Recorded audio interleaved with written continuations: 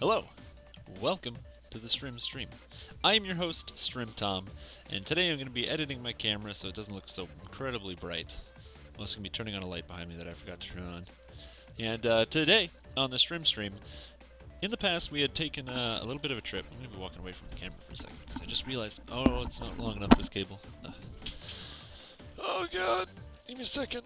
I swear I'm totally ready, and I'm not, not prepared or something. I'm not just throwing this together. Oh, God. Okay. Here we go. There we go. Alrighty. I'm still not ready. That's not supposed to be on screen. Perfect. Alright, good. So, hello. Welcome to the Strimstream.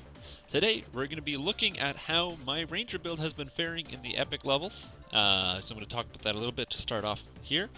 But of course, at the beginning, as always, we're going to do our gold roll that I get every week because I pay for the game. If you want to enjoy this game to the fullest, I highly recommend you throw your money at Turbine and give it, and then it'll give you all some wonderful bonuses like the 100, or you roll a 4. Some people like me roll 4s, so I only got 1,000 experience. It's disappointing. But so that was my weekly roll. Wow, that was disappointing. Oh well, I still got my silver one. Let's see what we get here. I pay Turbine. I figured they'd do me a little something, give me, do that favor for me. But boom, look at that. Doesn't matter. Leveled up in my Epic Destiny, so that's fantastic. So, this character build, how's it going? Well, the answer is it's a mixed bag. So right now I'm currently running a Draconic Incarnation. The largest reason is because it gives me a little bit of acid spell power. So with Draconic Incarnation and my new Thunderforged Ally Longbow, it brings me up to 336 spell power right now. That's a lot! It's a lot of spell power. So I'm adding a lot to my damage. That's fantastic. I'm not using the Silver Longbow anymore. That might be confusing to you. It's confusing to me as well. I'm not entirely sure why I'm not running the Silver Longbow, but it just felt like time to upgrade. The base damage on this is 14 to 44. Silver Longbow was like 4 to 12 or something. So the base damage on this is a lot higher, and if I happen to be hitting anything that's a dragon, I'm going to be doing a billion more damage. Plus this gives me 180 spell power on my acid. That's not too bad. Other than that, there's no real changes to the build. However, I have noted that the new items, look at this character sheet, the new items that they've added to the game have added a lot to what you can do with your character. So, for example, I found this item here, this Hardy Necklace of Physical and Magical Resistance. This is an awesome item! Physical and Magical Resistance, so essentially reduces the damage I take from physical and magical attacks by 20%. And it gives me, plus 6 to my Constitution, so at this point, that's 72 extra life. And I like life, everybody knows that. If you watch this stream, you know how much I like life. So, can't get enough of that. I haven't replaced all my items, but just Insightful Magical Sheltering, so even more magical resistance, and Strength. 7 Strength on a level 16 item, that's crazy. 8 Constitution and 100 Spell Power for my Impulse, my Force Damage. So the new items are decent. You're still going to end up running a Thunderforged Alloy weapon, because I don't think that you can get a better weapon until you get the new Legendary Green Steel, but for my purposes, the Thunderforged Alloy is really, really good. So, why am I in Draconic Incarnation? The largest reason is because I'm just trying to level it up. I'm going to be respecking this character once I've finished it at 28. I'm going to be respecking it to straight intelligence, and I'm going to be testing out going straight intelligence, full spell power build, dropping the Deepwood Stalker, going full Harbor Agent, and trying to get as much spell power as possible, and then going in Draconic Incarnation with full intelligence, and seeing how that'll work out as an alternative. Might be good, might be bad, I don't know. Either way, I have to level it up first, so I'm doing that now. Although normally I would be running in Shirati Champion, just because it gives range power, which is great. It gives a bunch of chance to hit, and I don't know, a bunch of damage, so you have random chance to add damage. Plus, this Nerve Venom is awesome. Giving that extra chance to stun on every attack, considering how many times, with your extra double shot, it's fantastic. Currently I'm running these 3. Because I don't have an unlimited amount of fate points, I'm running these 3 twists. Action Boost Haste from the Legendary Dreadnought. This is a huge damage increase when you have many shot active, so if you stack the 2, it's crazy how much damage you get. I'm running Lithe from the Rogue. Not Rogue. I say Rogue, but it's Shadow Dancer. Lithe from Shadow Dancer is fantastic. Plus 6 to my Reflex Save, Armor Class, and Light Armor Dexterity bonus. Essentially means it's plus 12 Armor Class because it gives me an extra 6 to my Dexterity, so I can add more Dexterity onto it. And it gives a bunch of Reflex Save, which I kind of like since I have Evasion. And then lastly, Primal Scream just gives me more life and some more strength. Can't go wrong there. That's what I would be running, but because I'm leveling up my Draconic Incarnation, I will be running a Draconic Incarnation for now. So what you're going to see is essentially, anytime I use a Draconic Incarnation spell, I'm going to be unlocking Energy Burst during the stream. Nothing is going to ever fail its reflex save. They're all going to make their saves. However, it's still going to do a lot of damage, and you have to imagine how much damage I'd actually be able to do if I was, appropriately geared, or appropriately spec'd out. So today we're going to be doing Giant Hold, the epic version. I know I did Giant Hold before. We're going to be revisiting Giant Hold, but now in the epic levels and with a lot of the new sick and insane gear. Also, hello Rothko45. It's good to see you're watching the stream. Hopefully you'll have a good time. As much fun as I will. It's gonna have a lot of fun. I'm gonna go to Giant Hold. I'm gonna kill some giants. So I'm gonna type in the level range. I don't really care who joins, so everyone's allowed to join. If you happen to have a character between level 20 and 30, feel free to jump in. And we're gonna be doing all of Giant Hold just like we did 2 weeks ago, I believe. We're gonna be doing it on Epic Hard. And I'll explain why once we get started. But Giant Hold, Saga, Beast, Cabal, Crucible, Madstone, Trial by Fire, Maze, Pop, Discord, Cry, Tor. Bam. Now, we're not going to be doing this on Epic Elite. We're only going to be doing it on Epic Hard. So once this character hit Epic levels, I wasn't sure how it was going to fare. It destroys Heroic. It's such a joke. It makes the entire game a complete joke. I posted my build on the DDO forums, and a lot of people have gotten a lot of feedback on it. And so suggestions and just a lot of comments about it and discussion that have come up from it. But the most important thing is I've seen people start to use it, and they've sent me messages of, wow, I didn't know the game could be so easy. I don't even have to do anything. Great build. So it's ridiculous how much easier it makes the game. So I wasn't sure how it would work once you hit epics, when the damage and the amount of damage enemies do, the amount of life enemies have, changes a lot. And what I learned, hey, I already have someone who's joining. Welcome, welcome. Yeah, give me that list. But I learned, oh yeah, I forgot, I have to hand in a bunch of these quests. I don't think any of these are good. No, unless it's acid, I don't really want to take anything. And just in case, always grab a hireling. Because having a hireling means you don't have to, in case nobody joins, you still have someone to play with. Yeah, give me that. Is that of corrosion? Man, that's ridiculous. I looked for so long for a bow that had corrosion on it. Oh, that makes me mad. I'm happy I found an item with corrosion, but no, that makes me mad. Okay. I just gotta handle this quest. But the issue is that on Epic Elite, the monsters do too much damage. It's not that you can't kill them, you can. And so if you're in a group, you provide a lot during Epic Elite, because you can kill monsters extremely quickly on Epic Elite because you do so much damage. However, you die. This build's not protective enough. You don't have really any good defensive options in this build. And it's transmutation, insightful transmutation? Wow, okay, I'm gonna keep that. I don't know what useful transmutation spells there are, but, you know, you never know. I think that's everything. Oh yeah, I gotta get the quest from the guy. So I'm gonna get this quest from Horl. I'm gonna get this quest. Return to Cabal. Perfect. But essentially in Epic Elite, the monsters hit you too hard. So your armor class isn't gonna be high enough to stop anything from hitting you on Epic Elite. So that's just a fact. Everything is gonna... I hate clicking the door. This door is so hard because I keep clicking the other door. There we go. Yeah, you're never going to be able to actually defend yourself against anything. So checking here, I have a 30% chance to dodge. 30% chance means that there's an 87% chance that I'm going to get hit for almost my entire life bar. That's kind of bad. So you don't really have any good defenses there. There might be some items you could get to make you tankier, but as far as I can tell, just by hitting level... Like, once you hit level 30, once you hit level 20, Epic Elite is a bit too tough to do right away by yourself. If you have help, it's not that bad. So if you're in a group, you can just tear guys to pieces like it's a joke. You do so much damage. However, if you're by yourself, you might be hard-pressed to actually get a lot of that stuff done. It can be quite challenging. So I'd recommend just sticking with, you know, your standard epics. on Epic Hard. However, the good thing is, if you like doing Epic Hard or Epic Normal, you've got the right build. This character at level 20, I did a quick run through of a bunch of quests on Epic Hard, and including this giant hold, and well, actually not this giant hold, sorry, including a couple other quests. So I did, you know, the whole Vault of Night thing, all the standard ones you do for XP. Welcome, welcome. We just started Feast or Famine. All the quests you would standard do for XP. Welcome, just started Feast or Famine. Oh my god, everyone's joining. Welcome, just started Feast or Famine. I'm gonna say that so often. I apologize if it sounds like I'm saying it like I'm some kind of programmed robot or something, because it sounds identical every time I say it.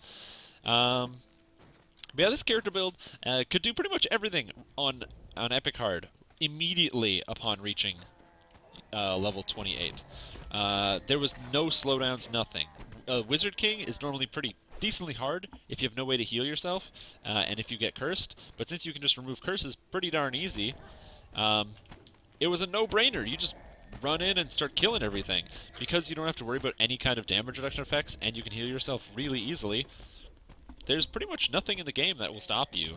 As long as... Now, there's some, you know, importance. You should, if you're playing by yourself, always try to run on a cleric. Oh, is my server not showing? Oh, there it is. This is Galanda, by the way.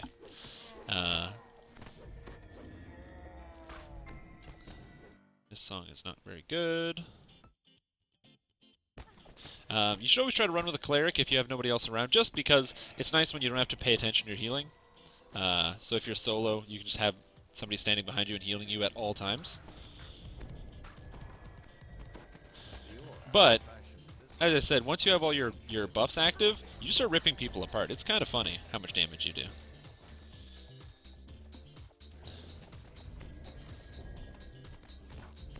No, I actually did have it turned off. I clicked it off by accident. I didn't mean to have the server thing not there. It was a mistake. So in epics, your damage is going to change a lot into just coming straight from your bow as opposed to your acid damage. The acid still does a lot. You have to understand, I'm adding 150 to 200 damage every single time I shoot someone, which is a considerable amount of damage. If it makes your consistent damage decently good, and it makes anything that boosts your attack speed really, really, really strong. However, it's not super reliable to be able to keep your attack speed very high all the time. And very consistent, smooth damage curves, while they are nice, they definitely don't do as much damage as those really spiky damage curves where you can kind of just spike it and get a bunch of kills right away. Ooh. I love having Rogue around. Anybody that can get all these extra chests, now that they've changed over the loot system, getting all those extra chests is freaking sweet! I love being able to just pop open a chest, grab some sick items like this. Metamorphic Goggles of Transmutation, plus 7 to your transmutation DCs. I don't even know if there are good transmutation spells, but that's fantastic. We're gonna find out at some point. I mean, I know that sounds silly, but... So yeah, this character, as far as I can tell, fares pretty well in epics. I'm very satisfied with it. It still has the same problems of, like, what is this? Like, the Merciful Shot not working half the time, which is something you can't really change or fix. However, it still has the added benefit of being able to dispel all the negative effects off of bosses and bigger creatures, so when you face those skeletal enchanters in Madstone, especially if you're doing Madstone on Epic Elite, those skeletal enchanters have, like, 15,000 life or something like that. Just a ridiculous amount of life. Being able to just pop them instantaneously because you can tear off all their debuffs, it's pretty nice. Oh, I think you're right. I think Disintegrate is transmutation. Ooh. Ooh. That could be nice. Really high DC on your Disintegrate.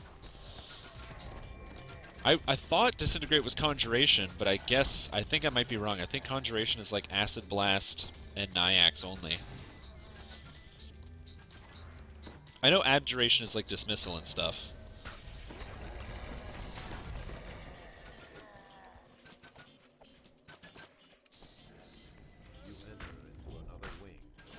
Yeah, I think it's within the context of the game. I think it's just I think it's just Disintegrate, if it is Disintegrate.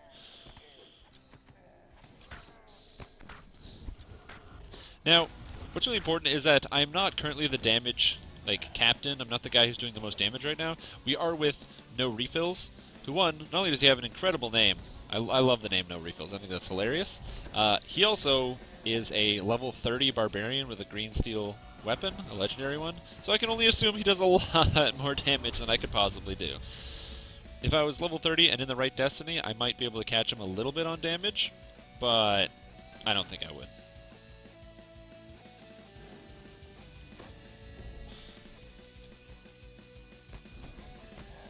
Yeah. So, but this build's pretty good. It's holding up.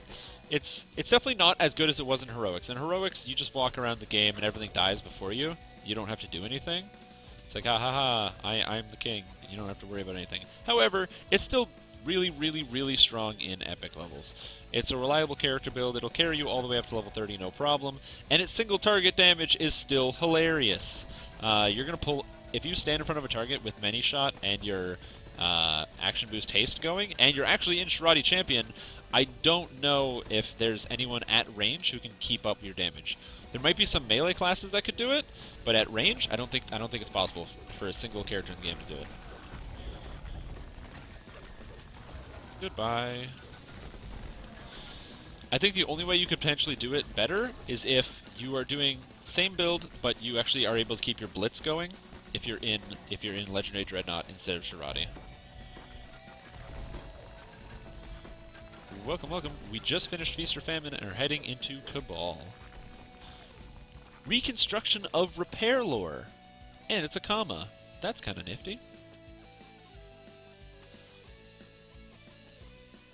Yeah.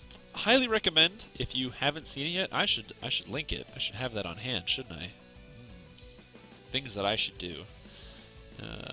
Builds. Yeah. I highly recommend, if you want to get into playing a ranged class, you should take the opportunity to check out this build. I've heard nothing but good things, but I'm also incredibly biased. I don't know where I'm supposed to link that. I kind of wish I had, if I had access to, a bot that I could put in the chat, then you could, type a command or something. But I'm pretty lazy. I haven't set that up, so. Now, return to Cabal. Make sure everyone has all the quests, in case they don't. But that guide works for this build. As I said, it is better in Heroics for sure than it is in Epics, but that doesn't mean it gets worse in Epics. It's so strong in Heroics. It's like Warlock. Warlock will carry you all the way through Heroics like it's a joke, and then once you get to Epics, you'll start to see these barbarians, out DPSing you at every single corner. Oh my god.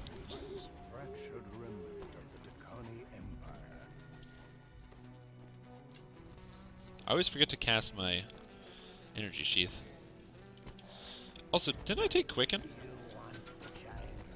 I did take Quicken. I never put it on my bar. Hilarious. Cool. Now all my spells are quickened. I should have done that. I don't know why I didn't.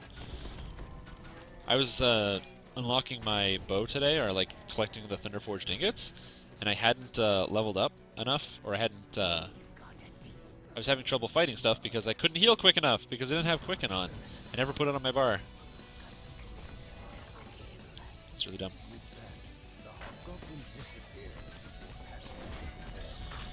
The reason I have Quicken is just to make buffing easier when I start out at the beginning of a quest, and also, if I get into a bind, I can very quickly Quicken heal myself.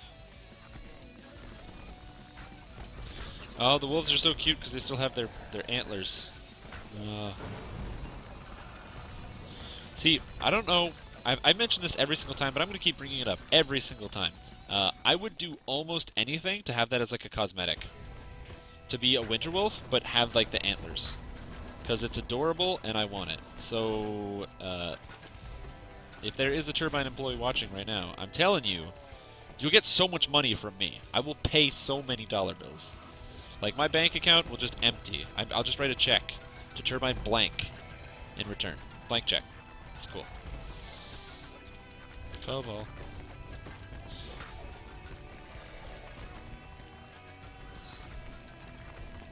Just because, being a doggy with little antlers. Yeah. Anyway, so there's a boss in this room. This guy back here, Olos. So we're just going to kill him really fast.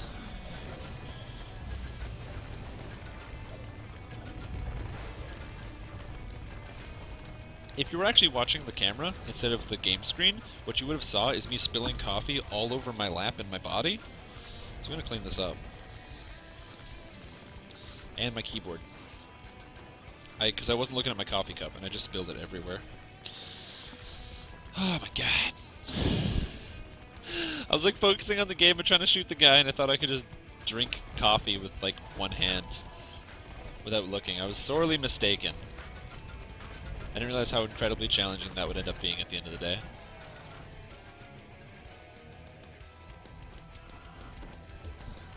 Now these, anytime you see an Arzag Core Lore Master, the best part about Dispelling Shot is that you can go and you can take away their displacement. They have to waste time casting it again, which they will, but not only will they waste time casting it again, so on Epic Elite you basically stop them from doing anything, because they'll just keep casting that spell over and over, but it also means all of your allies can assist you with that, because most barbarians and people, or especially players that aren't as experienced, I say barbarians, that's like discriminatory against barbarians by saying they're like barbarians and they're not very smart. But most players who don't have too much experience, or even just don't have the extra item space, won't have true seeing on, so they won't be able to, you know, hit enemies if they have displacement and other effects, blur effects on. So by being able to dispel that off the enemies, it's pretty good. Was there a chest? Where? Oh, where's Fiona? Oh, Fiona's back there. Oh, she unlocked the chest back there. Okay, that's fine, whatever. I don't care about that. I could care about that, but I don't.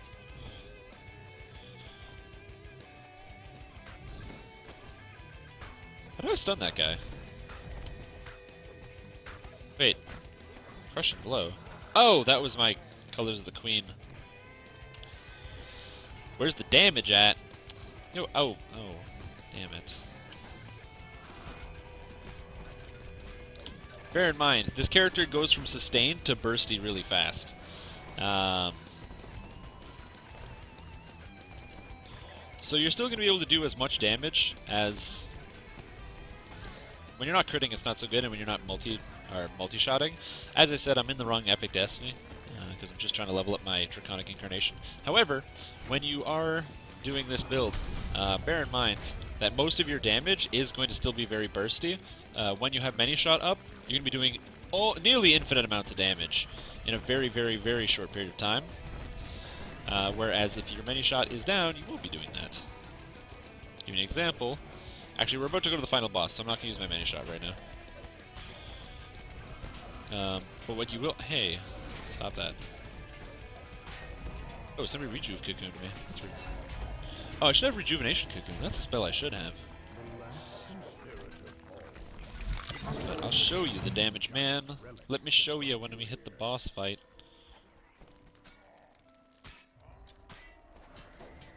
Now, of course, it's not going to be no barbarian one-shot damage. Like that. I don't have the... Well, I can have, like, the nice one-shots, but I just don't always hit that hard. But this character, the single target sustained is kind of ridiculous when I have the opportunity to actually sit down and just fire at a single target. I gotta be Shirati, though. Ooh, Primal Scream. Cool. So what we do, you want to see the single target, so I turn on my attack speed and my many shot, and I just start shooting at King Bendix. And you just see damage numbers be going up really, really fast. Same thing with this guy, if he stops moving, actually. Most important thing is making sure you get off your hunted foe, because it means you're pretty much guaranteed to crit, and you hit almost every single time. But being able to do like about 3,000 damage an arrow while you have your many shot active is kind of nice. What is this?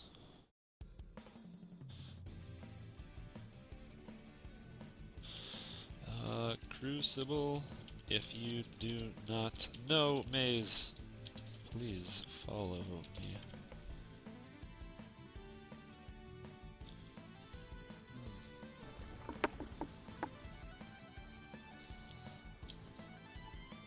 That's why this is, it's one of those things where it's really, really good in non-epics. So when you're leveling through heroics, that's why the build, I assumed it wasn't going to do too well in heroics because it doesn't scale that well the extra damage, because the health numbers go up and you can't crit with the acid damage.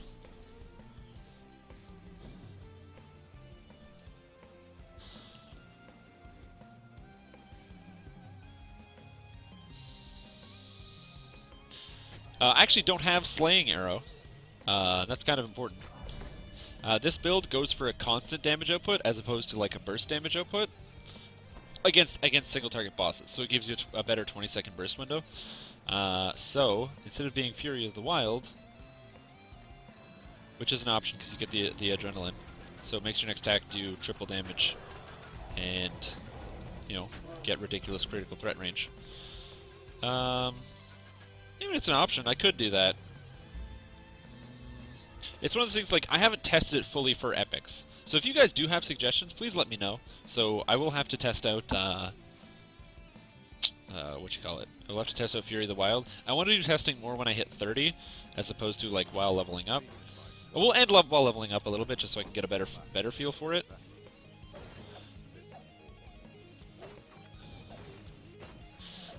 But it's one of those things where it's kind of hard to actually get a good read for it. It's really easy to see your damage when you're doing heroics. Oh, I have a ring for this. Or a hat. Is it a ring or a hat? I don't know what's in here. I think it's a ring. Yeah, Gracious Ring of Diplomacy. So I put this on. Gives me 52 diplomacy. Hilarious!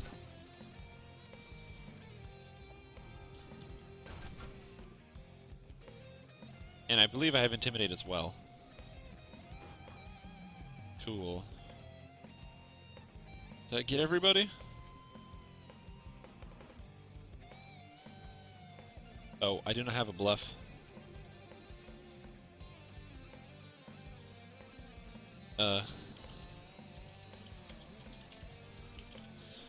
Cool, somebody might have bluff. I do not. This ring that I picked up, which is really nice, it's a 18 diplomacy plus 9 insightful diplomacy, so 27 points of diplomacy for one item. It's hilarious! So, perfect. Alrighty. Oh, here we go.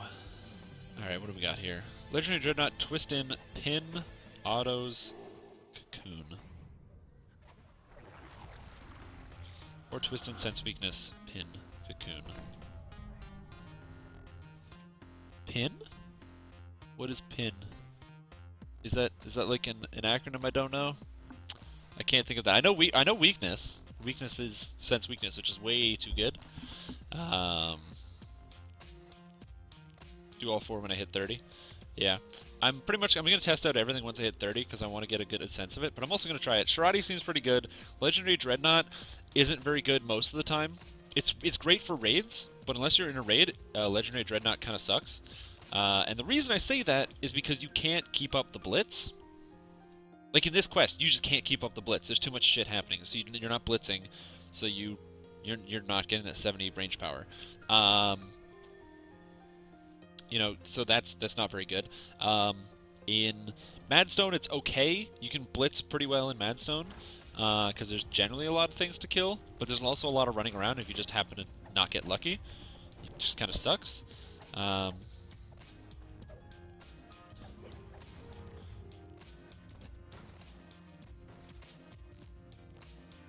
So it's one of those things where it's really good in a like a raid situation where you can do really consistent damage. But if you can't do consistent damage, so for example, if you're running around in Thunderholm, then yeah, man, Blitz is awesome. But there are a lot of situations where Blitz just isn't very good because you can't keep the damage up. And the burst option, especially if you just get unlucky, I've gotten unlucky. I had a character that attacked about 3 times a second. I was playing Vanguard, so you get the shield attacks, and I had almost 80% attack speed with 100% double strike, and I wouldn't be able to keep my blitz up because it wouldn't proc. I'd just be wailing on a guy and not being able to keep the blitz up.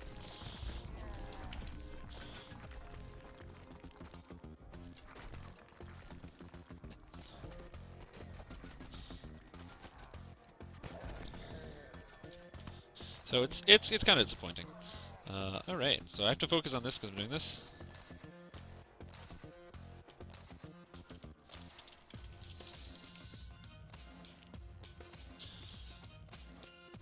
I don't know where the rest of the team is, but it's okay.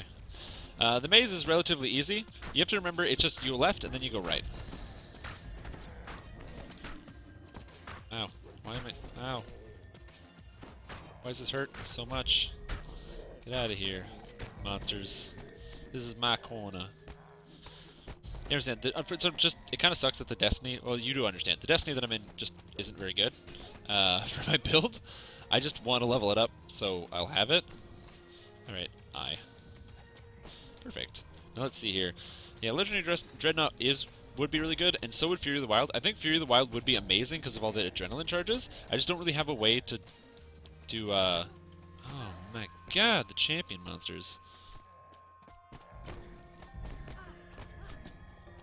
Goodbye.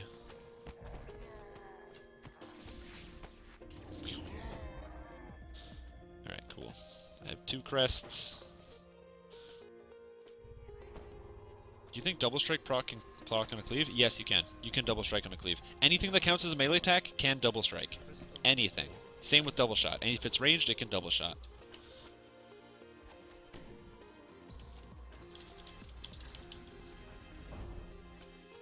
Normally I don't type when I play the game, but I'm typing right now simply because I want to make sure he follows me. So he'll do everything I say. If I talk in chat, some people can't hear so good, so I don't want that to happen. Cool. I don't have that crest. But yeah, double striking, and anything that's a special attack can double strike or double shot. So for example, the reason why you use many shot, but then you immediately after use sniper shot, is so you get 2 sniper shots. Uh-oh, gotta save Xenia. Where'd Xenia go? Oh, the second one. Look at that. Turn around, monster. Alright.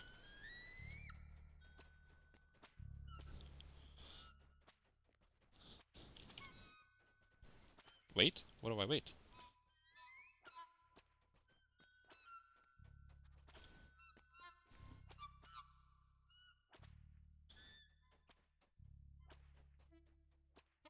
Yeah. I try to test out a lot of the mechanics in this game to make sure I understand how they work. So that's why I spend a lot of time with that, a couple other things. There's a couple bugs that I need to evaluate that I saw some posted on Reddit that I wanted to look into. I just didn't have time before I got home from work today in between the stream. One of them is a bug with Whirlwind Attack and the damage. Apparently the damage only actually does full damage if... Or what people are saying is the damage only does full damage if you are using unarmed. If you're not unarmed, you don't do full damage. I don't know if that's true or not, but we're going to find out.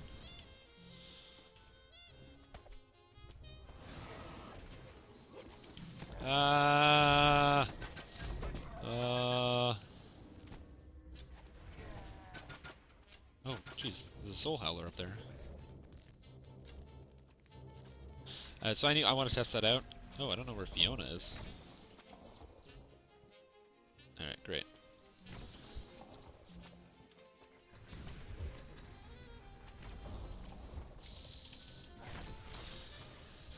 I want to make sure everyone gets through, so...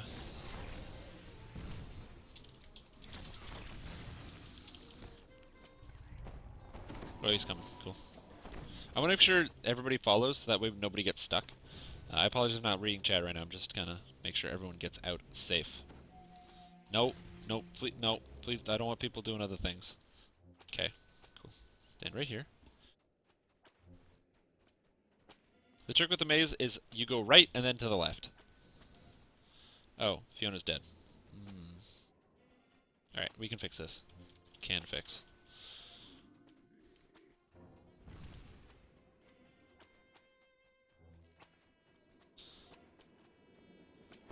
Soulstone.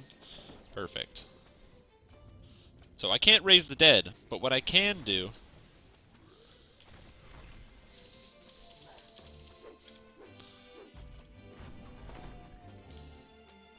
I want everyone to go north from the middle. You make sure I is turned to the right thing, so you want this I door to be closed, so you go to the right side.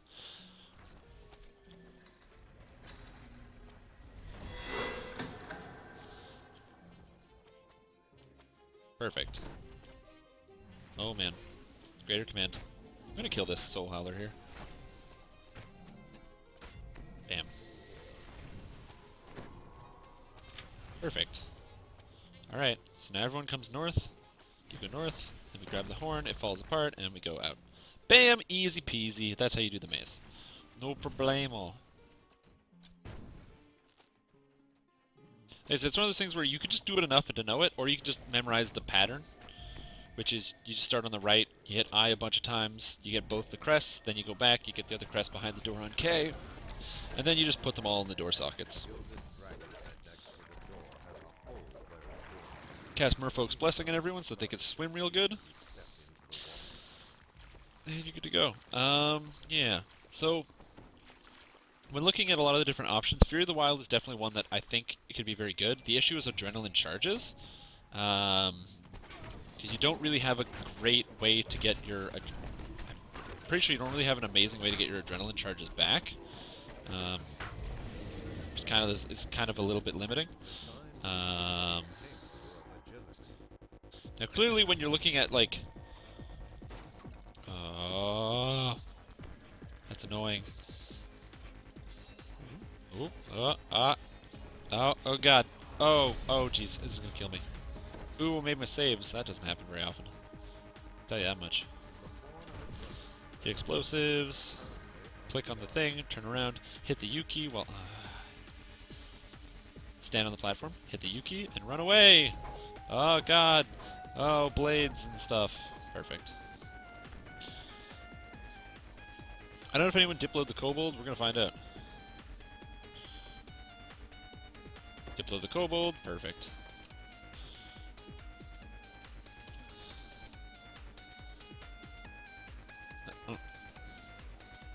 Oh, someone did that. Cool, never mind. Cool. Someone did the boxes already. Sounds good. Always try to get boxes when you're doing quests like this. This is worth 80,000 XP. Get the boxes. It's worth it. Takes a little bit of time, but whatever. Yeah, I may not have the absolute most damage. The thing is, it's really hard to say, because you don't see the damage, because it's not these ridiculous numbers. But I can ever so consistently in every single quest, I'll have the highest kill count. Because you reach the targets first, because you're ranged, and because it's not based on multiple hits. Oh,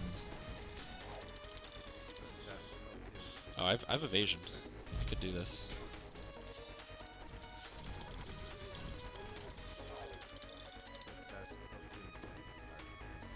Or is he just gonna do it? Yeah, let me do it. No. Well, he has accelerated metabolism, so he's healing a lot. Whoa, that lasts an hour? I just poured coffee on myself again. Holy crap.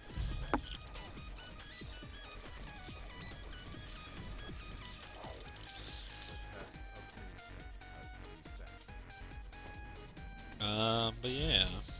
I think it's hard to see the damage because you don't see it generally with all the numbers coming up, because there's so many, and it's hard to actually add them all together to get that big number.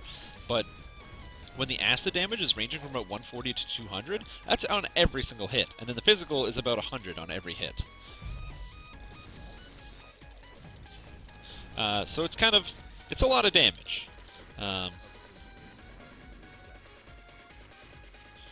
Yeah, you can sort of raged until your next attack, so... What was it? Oh, Vorpal on a melee. That's the thing, you can't gain adrenaline uses unless you're melee, and this character is not melee. And forcing myself to do melee stuff is like a bad idea. This character's not about being balanced or something, this character's about doing the absolute most damage in the shortest time possible, and you do that by doing a bow. Like this. So how I can just sit here and just bombard the enemies and take them down? Obviously it's because I have many shot active, which is what's adding all my damage here. But...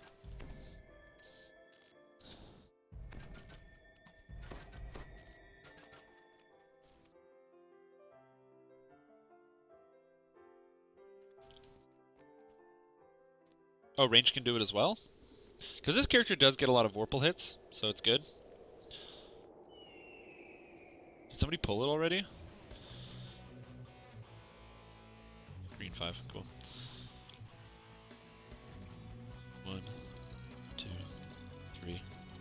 4, 5.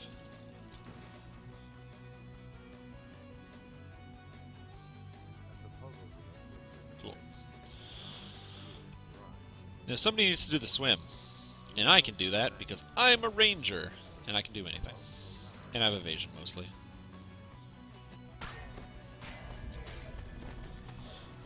Oh god, I can't tab target the guy I want to. Gotta get that dispelling shot going along all three. Oh, baby.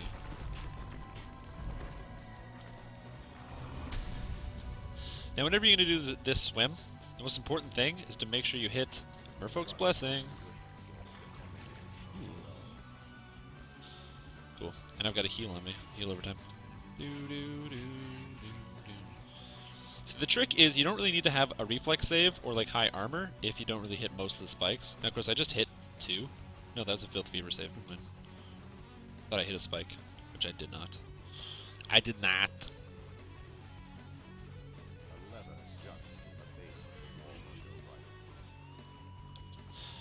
Yeah, well, ranged, especially with a bow, has been really bad. Ever since they released Artificer, Artificers do so much damage, and they're really, really good, because repeating crossbows are really good.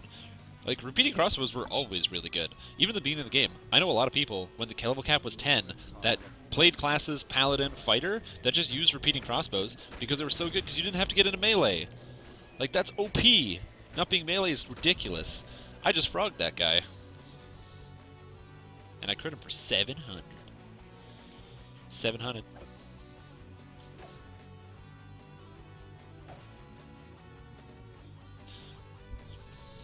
The trick to doing the swim is you just be a man. You just swim through it as fast as you can. That, or there's actually a second trick.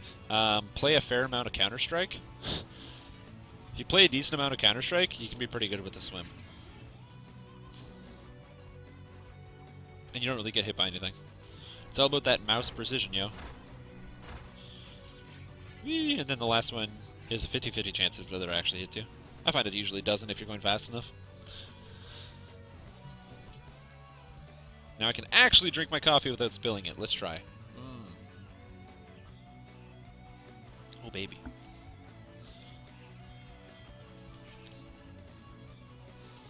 Oh man, we're only at Vandal bonus? That's not good. Or it's not good enough, really. I gotta light myself on fire.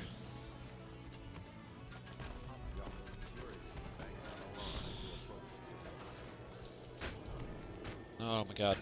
Soul Howler, that's what I want to hit. Pack Leader, goodbye.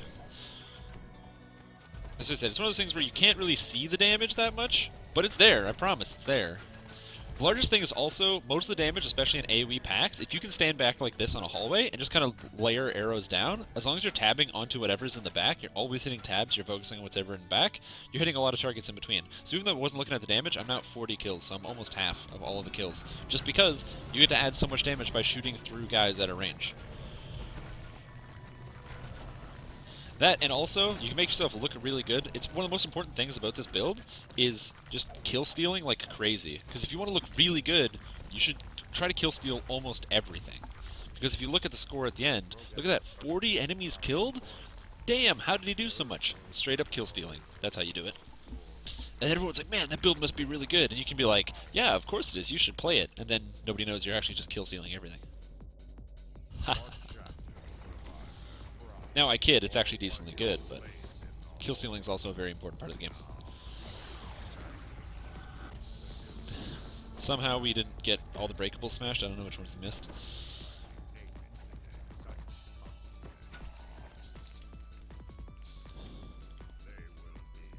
Also, the trick with this one, target, so this guy, the Null, he's going to shoot with his bow. So what you do, to maximize your damage on this build, is you stand behind the Null, and then you target Vrawl whenever they become active, and then you just target Vrawl and you stand in between Vrawl and the Null, or like on the other side, so that the Null is always between you and Vrawl. That way, you'll always be getting hits on both, like a boss. Who went AFK? Oh, no refills. Okay.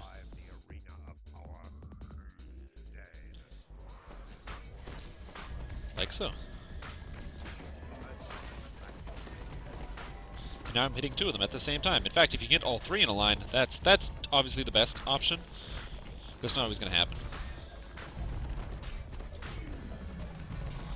So I don't know if you can see all that damage there, but yeah, I do a decent amount of damage. Now, of course, now I'm not doing nearly as much damage. Still doing a decent amount, but not nearly as much. But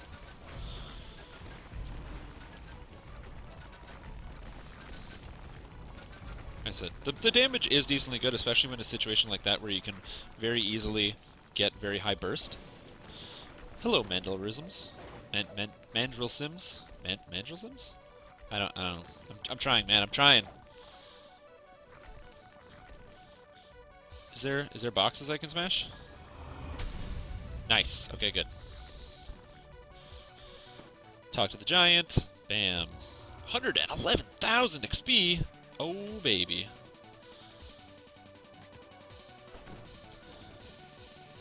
So next is Madstone. And I had caps lock on. Oh, baby. Backstabber's gloves. Well, mine give me wizardry, which I don't really need. This gives me a lot of sneak attack, which I also don't really need. I don't know if I actually want these. Because I have mana that I don't need, but these give armor piercing. I think I'd actually rather the sneak attack damage? I don't know anymore. Oops, picked up shurikens I didn't want. Cool. Also, by typing Madstone in all capital letters, it makes me sound angry, like it's like, Madstone! I swear, this is just coffee, not like heroin or something.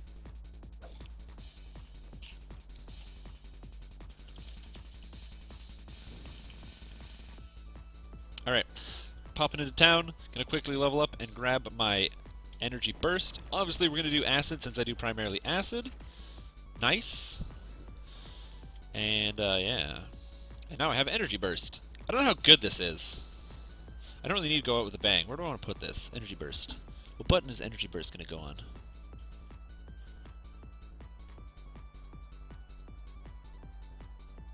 I'll put that there. I'll put that on 4.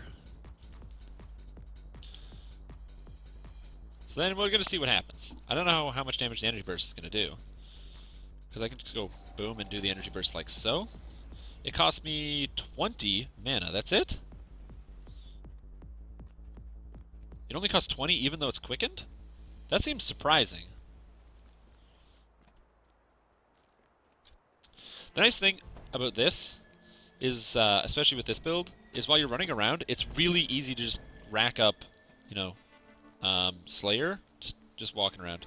When the game starts lagging out, you're kind of limited, like right now, because all my arrows are just like disappearing and not showing up. I'm stuck. Help! Help! Lag. So that's a point where it does become difficult. I want to see how much damage I can. Oh right, I'm auto-hitting this guy. Oh, he died before my energy burst hit him. Damn it. Not all of them, though. There are many that don't do that. That's why I wasn't sure. Like, for example, Ruin doesn't get it. So I wasn't sure if Energy Burst did. I thought I remembered Energy Burst not getting it for free. Ooh, goodbye. Either way, I just want to see how the damage works on here without Maximize or Empower. I do have 300 spell power, so it should be decent. The problem is they'll always make their save. Thanks for playing. So, still 2,400. Even though I have no intelligence whatsoever, and I'm not maxed out on my spell power, 2,400 extra burst damage and like an AoE around me is just kind of nice. If you're trying to spam through like Epic Normal or something, it's kind of nice.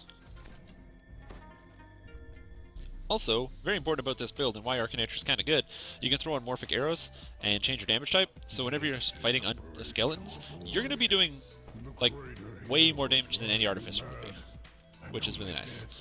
Let's turn this back on.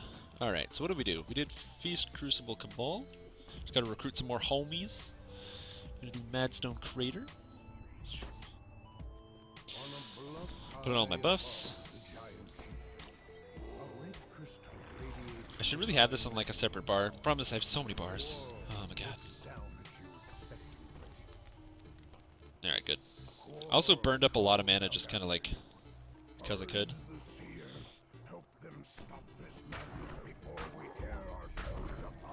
Killing that Rune Tusk War Mage before he actually does anything. As I said, most importantly, make sure you're always positioning yourself in between your enemies so you're getting those sick double hits. Not gonna lie, I definitely did learn a lot of my sick double hitting skills from playing Call of Duty. When Modern Warfare 2 came out, they had the, instead of Deep Impact, the perk, they changed it so that it was a gun augment called Full Metal Jacket that allowed you to shoot through enemies and surfaces better. And then if you got 40 bullet pen kills with a weapon that had Full Metal Jacket on it, welcome, we have just started Madstone Crater.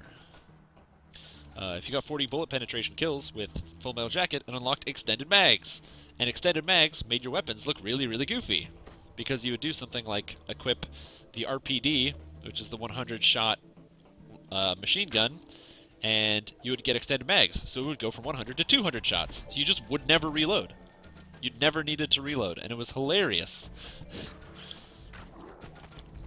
And it was one of the most fun things to do in the game. Oh, that hit. Okay, so that actually still does a lot of damage, the energy burst. That's kind of nice.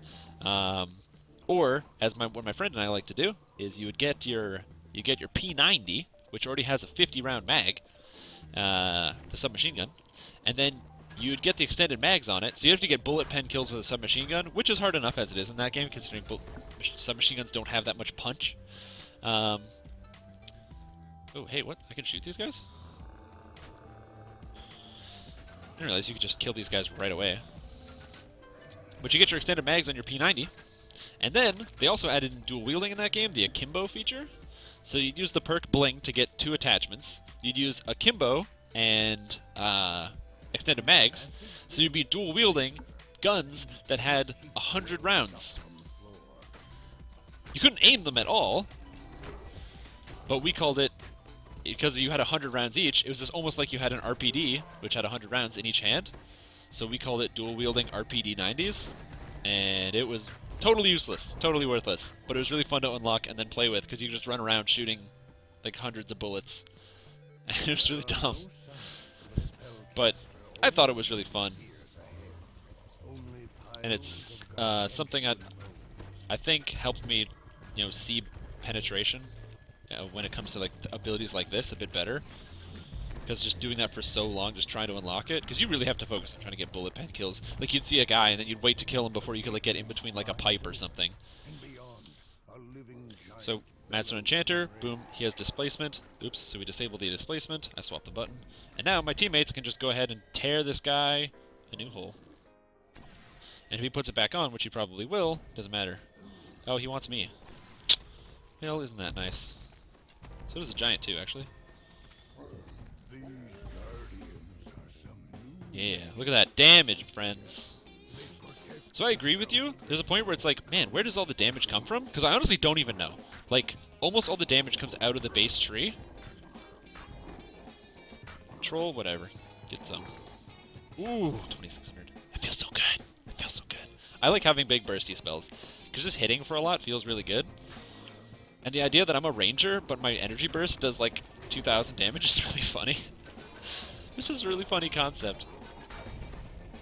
That's why I'm excited to try this in full Draconic, but with the bow dealing full acid damage. So I'm thinking I should be able to get around 600 spell power with this build, if I go full intelligence.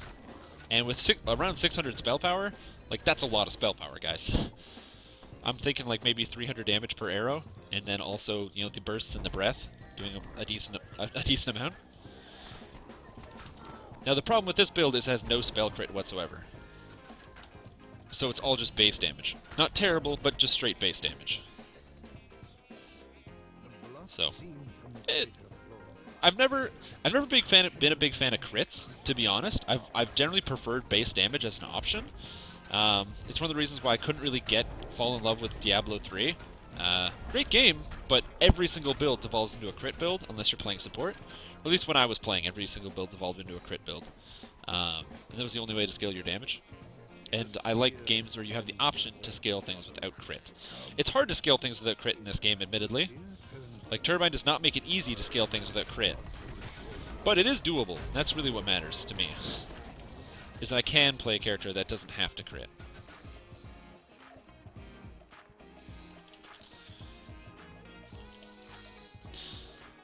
I'm going to head to Summoner 2. They're going to do Summoner 1 back over here. Or Chanter. Seer? This quest, especially, it's always good to split up if you can, because it just makes it easier on or faster. If you know you can do something by yourself, just split up. Energy Burst! Of course, they're going to make their reflex save pretty often against your abilities, because if you're playing the build like I'm playing it, I have no intelligence. So I don't even know how it has a 34 save as its default. I don't even understand how that's possible. Also, this guy gave me deadly weapons, which is hilarious, because it gives me an awesome amount of damage. Like, critting for 800 on my just my straight physical, considering I focus mostly on the elemental damage. Feels good, man.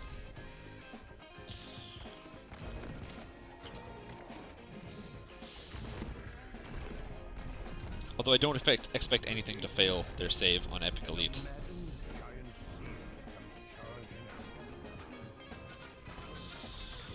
Whenever you're fighting anything that's any kind of undead, make sure to always hit it with the Mark of the Hunted so you can crit it. Gotta be crit. Because even though this build doesn't scale too hugely off crit, there's no reason you shouldn't at least still be able to critically hit. And critically hitting is just fun. Oh, you failed your road test? Oh, man. That sucks, dude. Well, if it makes you feel better, I do feel safer on the road. So, that's good. Just give it a shot. Just, try again. Make sure if whatever feedback you get on your test, because they'll always give you feedback, make sure you, really think about it and then practice and improve on that skill. Because, you gotta be safe on the road.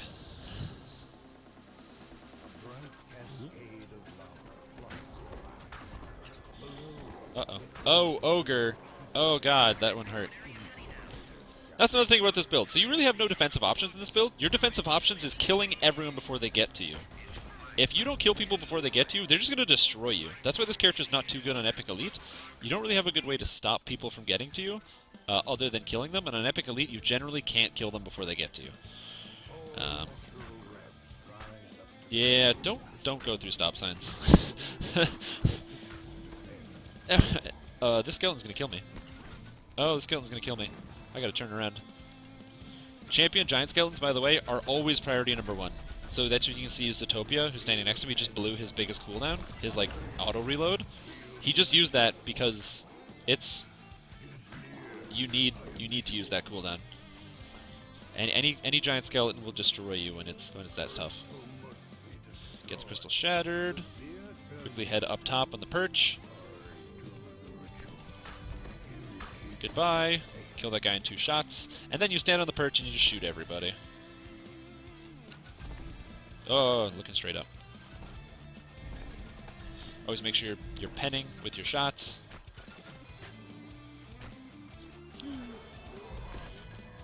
I know there's a way you can use the giant skeletons to block up the entrance, but murdering people is way more fun. It helps your monster manual. So you always gotta help your monster manual. First. Oh, wait, does he have evasion? It just saved and it didn't die. Damn. That sucks. I mean, it makes sense that it has evasion, but it makes me sad. I don't see any more. Hey, there's a Minotaur. The nice thing about also the sniper shot is it makes them turn around because they're bluffed, so they'll stand still so you can just shoot them. There's stuff going down there. I don't really care, though. Just gonna keep jumping and shooting. Oh, man! Ogre Magi. One thing you definitely do notice is that if you're not critting, it doesn't feel like you do a lot of damage, even though you still are doing a consistently high amount of damage when you're hitting multiple targets.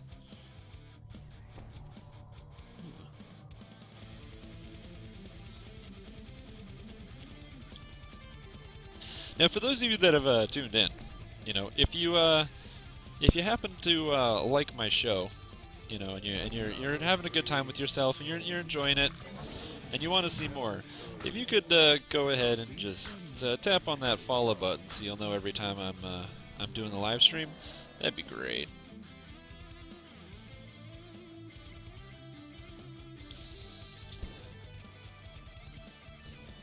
I should probably have like my own stream linked somewhere in here, but I'm too lazy to do that. Oh man. Yeah, if anyone is wondering, if you're like watching and you're like, man, what character build is this? How is this guy doing so much damage? He doesn't even have his hands on the keyboard. They're waving in front of the camera, and these guys are all dying.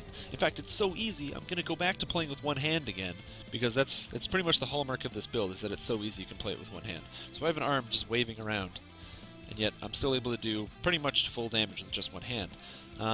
If you're like, damn, I want to play this character. Oh, I fell off something.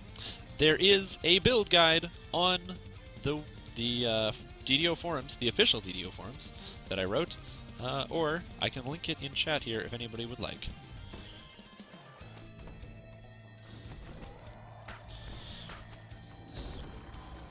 $400 base Sonic? Bruh, hold up a sec. I'm pretty sure if you look here, I've got 337 acid spell power, and I'm level 24. So if you're hitting 400 Sonic, that's not high enough. You should be hitting 600. Try for 600, because that's where I'm going, to the top. And the top is 600. Talking about 600. This? Are you talking about that? Is that the thread? That's right. Just now, only for you, at a special price of $19.99, you can get yourself a brand new, super incredible, high-powered, high-gear, top gear, high-end Gear Max? I don't know any other words. Can't think of any buzzwords. Archer class. The best part about this character class is it looks like, oh man, you're watching the stream and you see some jerkhole who's like, oh, this character's so easy because I've done a million lives and this character's really OP, right? No. This character doesn't have a lot of lives. This character, well, it does. I have some paladin lives, but nothing that actually improves the damage. Only things that improve my my incoming healing, which is good. Can't go wrong with incoming healing. Tell you that much. Wrong button. But this character can actually be played at full strength and capacity by a free-to-play player, by somebody who's doing a first life. That's right, you. You could be doing a first life and playing this character. As I say in the guide, the only thing that matter is really having dexterity, and almost all the damage comes from the Deepwood Stalker tree. The only item you need for heroic levels is the Silver Longbow, which you get from a free-to-play quest, and then for epic levels, the only item that I would recommend is the Thunderforged Ally Longbow, which with acid spell power on it, and to get that, you just have to buy the Thunderholm quest pack, which is really good because it's a few 100,000 experience on its own anyway, and it has 2 raids, which are really fun. So I think it's cool. If you're not into raids, you may not want to do it, but I think it's pretty good. Top shelf, I like that, and top score. With this build, also gets you top score. I didn't write that in the guide. I should have written that in the guide. Next guide is going to get you top score. I promise. The next build guide I write will give you top score. Oh, he thinks his burst is good. Acid burst. Ooh, all those rangers saves. They took no damage. Damn. Yeah, sort of. I can link this UI skin.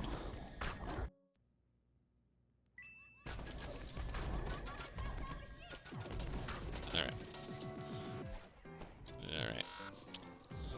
I have to tell my team real quick. I'm gonna look up the guide, or the skin link, when I do the upstairs. Oh, that guy went invisible. Everyone wants to kill me. Every time. Oh! Stop shooting me.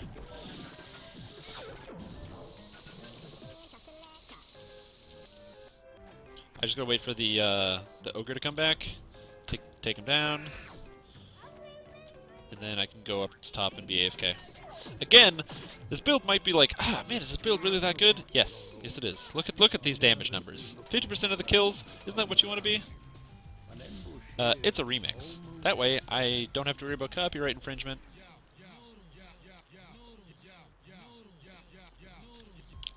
But you're correct. I am listening to Super Mario.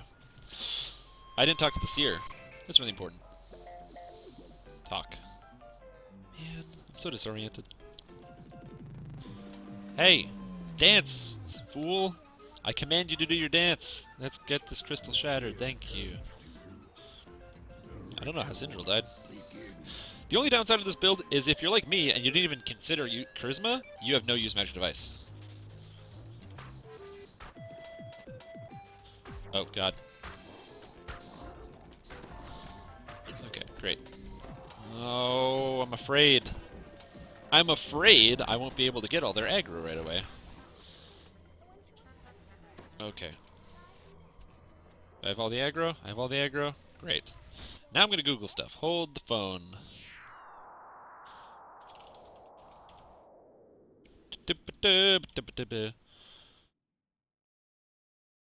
This is the skin that I use. It's called Info Blue. I like it largely because it gives me the details that I need, which is my load. I like having my load capacity right here so I can see the limits, so I can see how close I am. So when you don't have tons of strength, and you need to make sure, yeah man, they are the worst. This song's actually really good. When you are playing and you are just leveling up and your strength, you don't have like a +6 strength item, and you actually have to worry about load cap, it becomes an issue. So knowing when you can take the time to go sell or keep playing is kind of nice. So when you're like, oh, I can only have, I'm at 300 and 305 is my next one, you know, it's not very good. So I like having that. Also, it kind of looks sleek. It's got that red look, and it's just very basic. I also have Blackbird. I just don't like Blackbird as much. Also, Blackbird doesn't work that well anymore because it bugs out with one of the frames, and it doesn't have this. So, like, if I switch to Blackbird here, oh, it still looks nice. I really like the background, like that kind of leather-looking thing. So it's like a leather-bound journal. It's got the little details in the indents. I really like that. It's really pretty. And I like the way it outlines here on like the edges of your skill abilities, but it doesn't have the load limit calculator thing, which Info Blue does, which is really what I want. It's just convenient. Plus, it still looks sleek. They all look sleek. Unfortunately, because Turbine has changed the interface and hasn't really updated it, apparently that's what people say. I don't actually know how to do the creating custom skins, but this is what I hear along the grapevine, is that Turbine made changes to the way that some of the information is displayed, and it can't be accessible through the custom skin menu, which is why you'll see stuff like the Epic Destinies works, but then the new enhancement trees, they have no way to be custom skinified yet.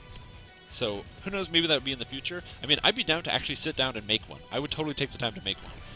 I just don't know how to do it, and I'd want to learn how to do it, but if I can't actually affect everything, I'm not going to do that. Okay. Okay, good. Ow, that lava hurt. What? Oh, I don't have my fire resistance on. There we go. Now I'm not taking any damage from lava. I have Energy Sheath Fire just because there's a lot of fire damage in this game. Oh, Sigil got destroyed again.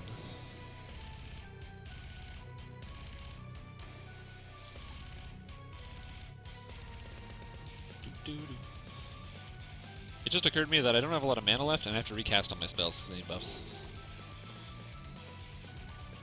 Primal Scream, and Tumble. Everything's good. See, they're running away from these skeleton enchanters. Except I can't shoot around the crystal, because obviously you can't shoot around the crystal.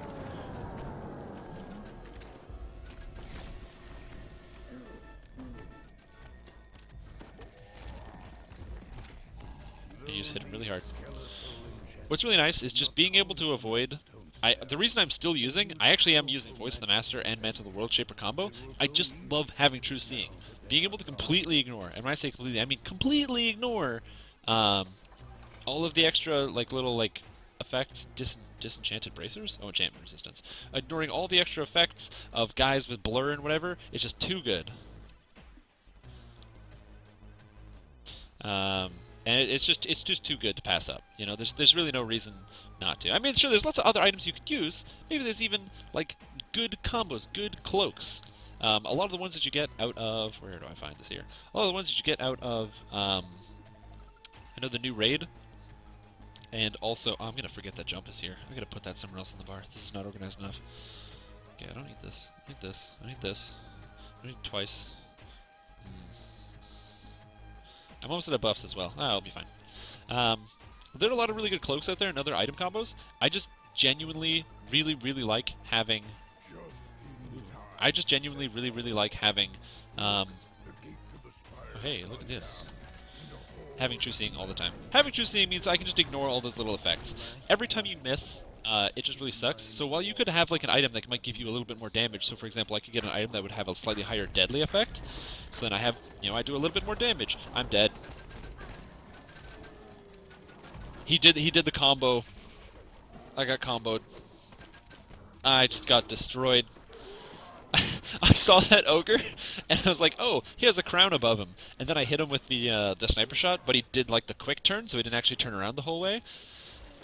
Yeah. Yeah, I died there. That was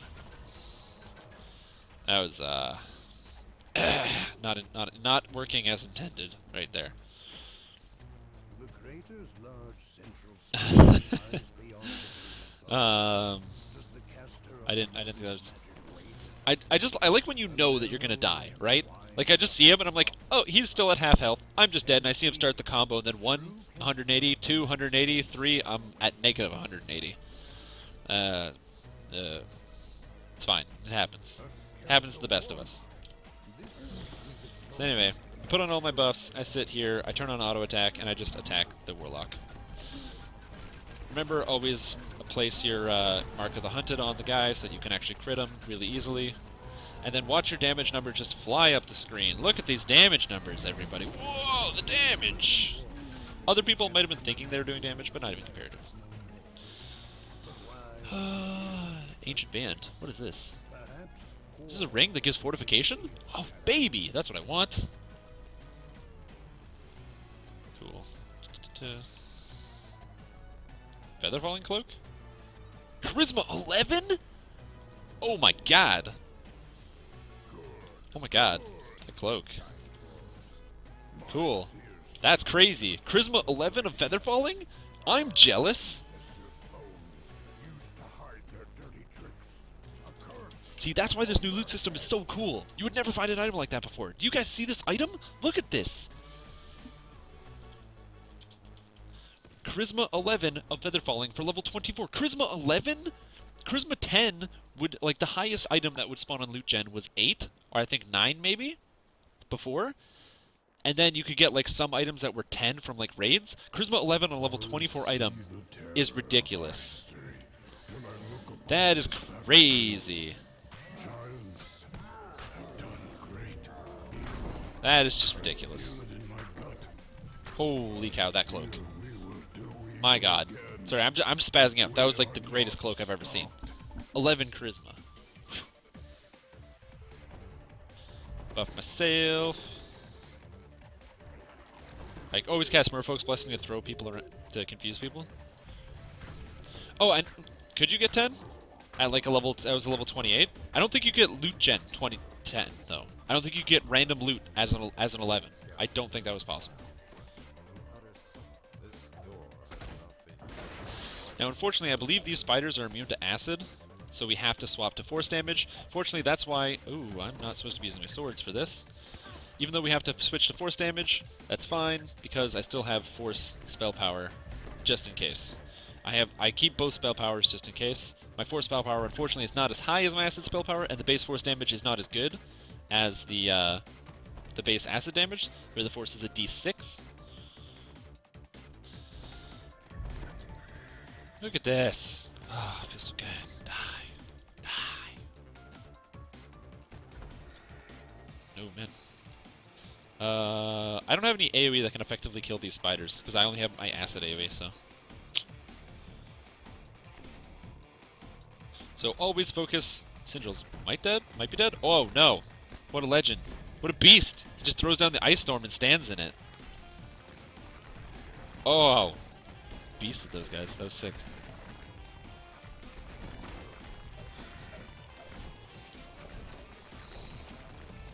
Okay, smash the door. Ooh! Ooh, that troll has whenever you see the crown above like a troll's head, anything that has a combo, you have to always kill the combo creatures first. Really important. I can't stress that enough. One of the biggest things that will happen to you is you'll be like, oh, there's just a champion monster. It will hit pretty hard, you know, and you think about it.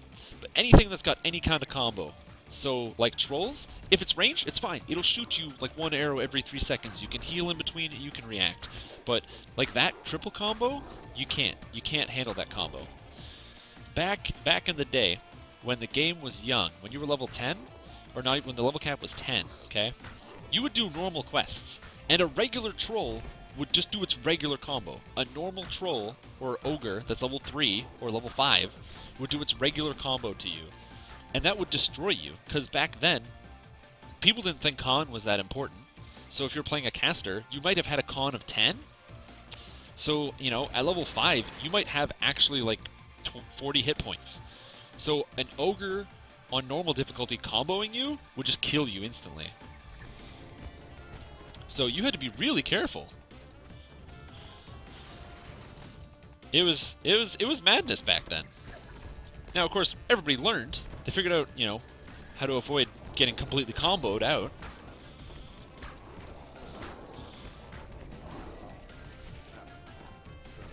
No, die.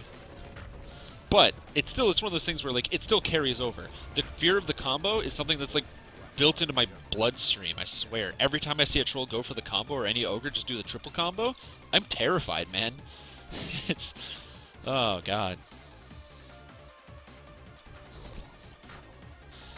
Like this guy. I was gonna save my many shot for something else, but just seeing 2 trolls here, I'm like, nope. No combo. Don't want a combo happening. Fortunately, anytime you have a troll that can cast spells, they generally waste all their time doing absolutely nothing. But hey, get out of here, spiders. Spiders don't technically have a combo, but they still are pretty terrifying when it comes to champion monsters because they have that quick jump attack. So even if you like move out of range, they're still gonna hit you, which is kind of mean.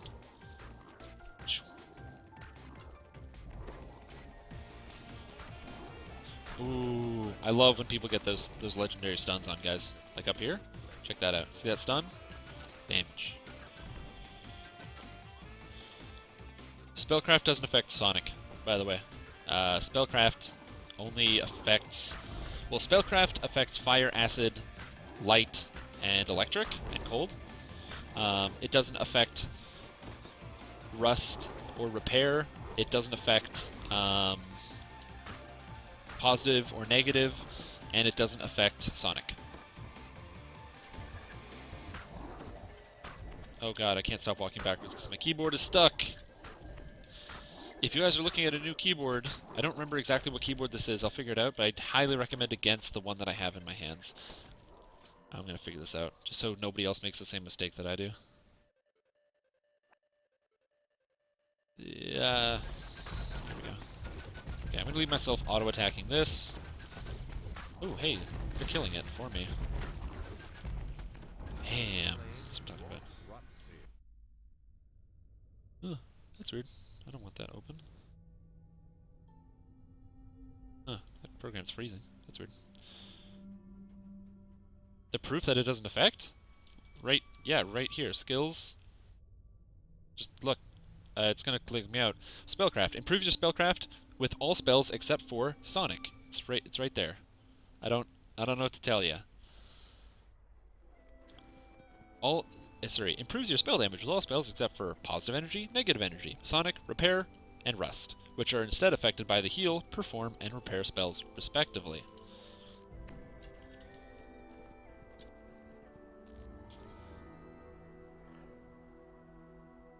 So, and now you know. Now, having Spellcraft is really, really good on Warlock anyway. Any Warlock worth their salt, which means every single Warlock in the entire game, 100% of the time, will always take Spellcraft, because out of the Warlock, I believe it's the Tainted Scholar tree, there's the Warlock ability Utterdark Blast, which changes your damage from force to evil. Less creatures are resistant to evil damage than force damage, so it will give you more damage penetration overall, and also it allows your damage to scale off of Radiance spell power, or Light spell power, as opposed to Force spell power.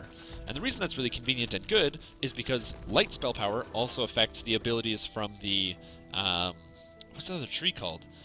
Oh no. No, no, Xenia, no.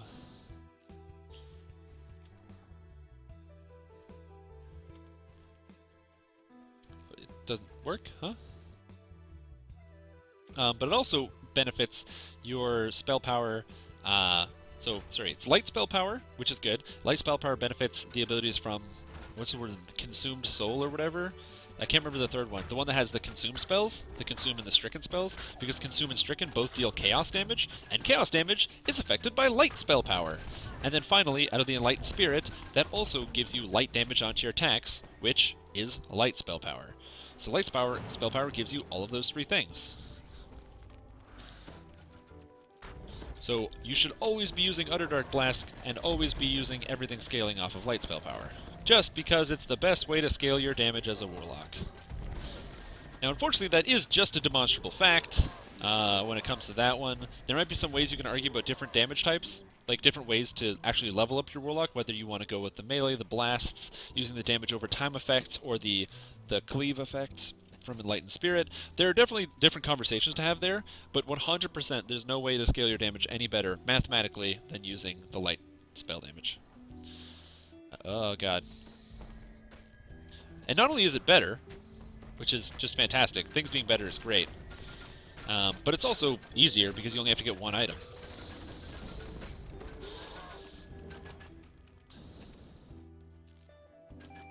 Later, enemy food. Thanks for watching, and have yourself a great evening. Also, really important. Oh god, there's a guy right behind me! This is like a pro tip when you're playing any kind of ranger. So with this character, so I have sniper shot. Sniper shot. When I hit a target, it does a bluff check. Bluff check, really important because it makes the guy turn in their tracks. So when I see a Minotaur, like the one that's about to spawn right here, when he starts to do his charge, you hit him with the turnaround mid-charge, and he stops and turns around. So you can actually block the charge and waste a lot of their time. So if you're fighting a champion Minotaur,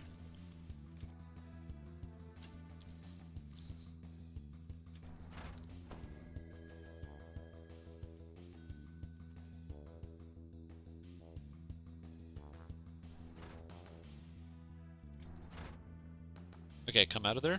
Don't pull any more levers, just come out. Oh, pull the lever again. Nope, just pull that one you just pulled.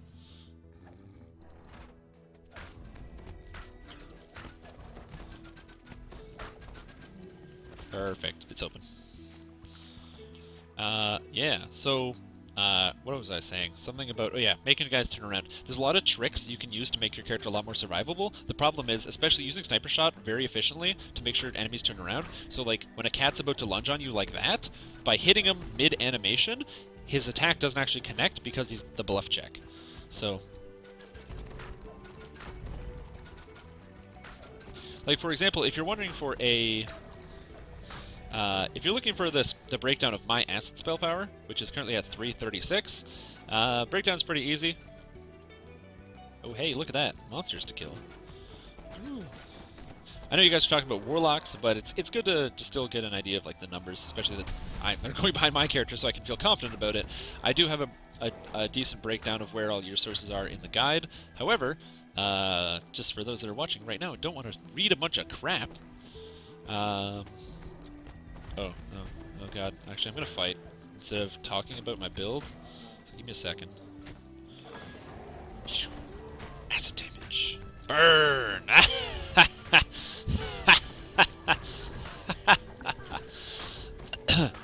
Anyway. Yeah. So where does the damage come from in the acid? How am I hitting 200 damage on here? What is this?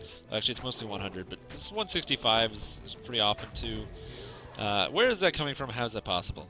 Well, you know, interesting question. It comes from a couple sources. The largest one is my weapon. My weapon's currently giving me 180. So it's 100 Dwarven Corrosion, 150 Equipment bonus to Spellcraft, pretty good, and then 30 Implement. That's 180. Yeah, that's a lot. Additionally, my spellcraft is maxed, so I have it 24.5. That's as high as I can get it right now. If I had a spellcraft item, that'd be better. If I had any intelligence at all, it'd be better. But I don't have either of those things, so we're not going to talk about that.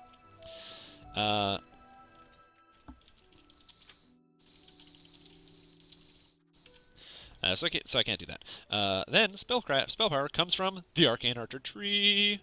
You get some spell power from Soul Magic. It gives you 10. Where'd these guys go? Oh, they got all the traps. Good. Perfect. You get spell power from Soul Magic, which gives you 10. You get spell power from all the elemental damage die, and I believe... Is that it? I thought you get spell power from something else. Nope, that's it. So from just those ones. You don't get any spell power to the tree, which is kind of weird. And I have Insightful spell power from my chest piece, because why not? Spell power that gives... or chest piece that gives spell power. The fact that the new items can spawn Insightful whatever is really useful, because it can pretty much show up on whatever you need it to. Hey, look at this. Cool. So the Insightful damage is just really, really, really good. Anything like that. And that brings me to about... I'm trying to total it. It's like probably like 280 or something. And then for every epic level you get 6. So because I have 4 epic levels, that gives me an extra 24. And then from my... from my Draconic Incarnation, it gives me an extra 30. Which is pretty decent. Ah! That was almost terrifying.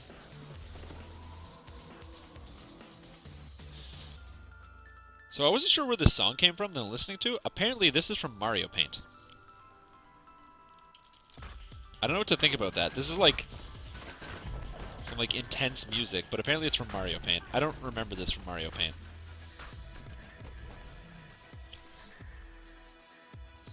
Maybe I just didn't play enough Mario Paint when I was growing up. I don't know. Now because you're ranged, you can just sit on top of this guy and kill him slowly. He has 10,000 life, so I'm just going to sit here and wait. I'm not jumping down. I have a final boss to go kill. Cool. Eidolon Dark Mist is dead. I want to make sure I have all my cooldowns so I can just burst it into the boss. So I'm just going to kill these Forsworn Liege Lords while I wait. I just kind of range these guys from out here. Pop on my energy sheath. Woo. Dodging those lightning bolts. And by dodge I mean I made my saves, but, you know, similar concept. Okay, so now I target Malkian the Mad, put on all my buffs, and go to town. Everything that's in between me and Malkian is going to die pretty much instantaneously. You gotta make sure you stay in the room though, because he will reset if you leave the room. Although he won't let me in. Let me in! Oh, okay, apparently I can't Feeble Mind, or I can't cast... Ah! My keyboard keeps getting stuck, and I can't go through the door because there's always something in the door blocking me. No. It's okay, so I just lost most of my mini shot. So that was unfortunate, the way that just turned out. And apparently I got feeble-minded by Malkian at the exact time I was trying to cast Energy Burst, so I started casting it, and then I got feeble-minded, so I didn't finish the cast. Which is just not nice. He's a jerk. I don't appreciate that. Whoa, what is this? Crushing Wave? Water effects? Whoa. Goodbye, Malkin. And I leveled up. Cool, cool. I'm gonna quickly grab level and ship buffs, and then head out to Prison of the Plains. Jeweled Cloak. What is this? Diamond of Wisdom 7 and Competence, Insight bonus to Elemental Resistance. Wow, that's a really good one. And 20% or 20 spell absorptions. If I had a way to get True Seeing from some other source, man, that would be good. The important thing about that Jeweled Cloak is the fact that it absorbs 20 spells. 20 spells might not seem like a lot, but it recharges 10 every time you do a quest. So every time you rest, you get 10 extra back. And 10 spells is essentially you can fight like 3 or 4 beholders without having to get worried about any single effect. Additionally, the spell effects that it blocks are sometimes very strange. It can also block things you wouldn't normally think of as spell effects. So not only will it block things like what am I talking about? Not only will it block things like a spell, so, you know, a ray spell, it'll like hit you and nothing will happen, or something. Oh, I can't see what it does because it's not available for examination. Damn. Not only will it block effects like that, but also add-on weapon effects, which is really weird. For example, if you get hit by a... Ooh, lag. Oh, lag. Oh, God, I'm not there. Never mind. If you get hit by, for example, a bow shot that has an added effect on it, so like a sonic damage bow shot, that kind of thing, um, instead of doing the extra sonic damage, it'll actually block it if it has an effect on it, like a stun, which is kind of weird. It's cool that it works that way. I don't know if it's intended to work that way.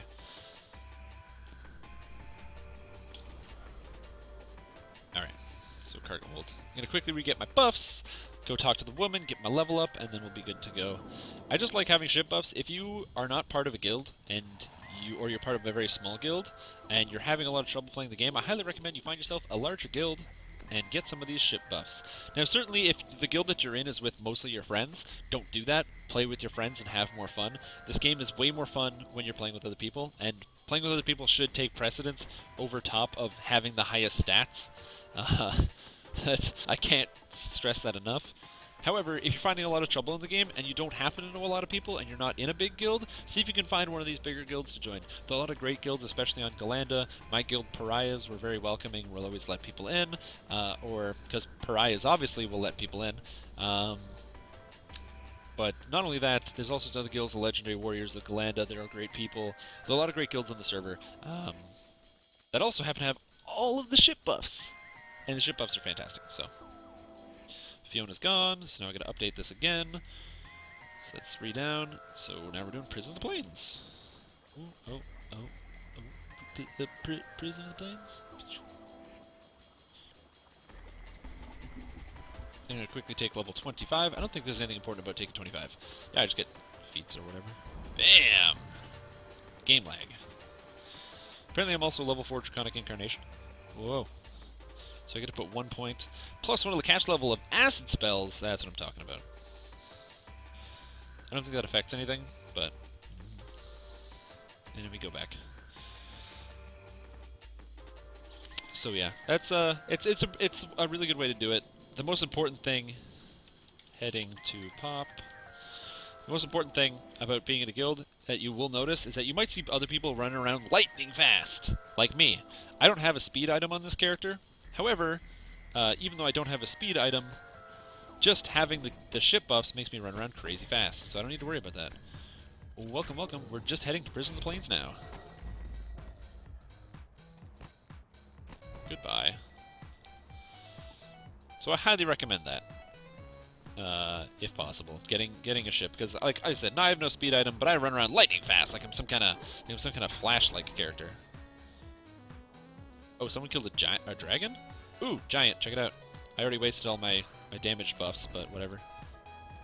I'm gonna run down here so they don't have to like run around to get to me. Take that, Cyclone. Oh, he walked away from my burst. No, that was gonna be cool. Ah, whatever. He's dying.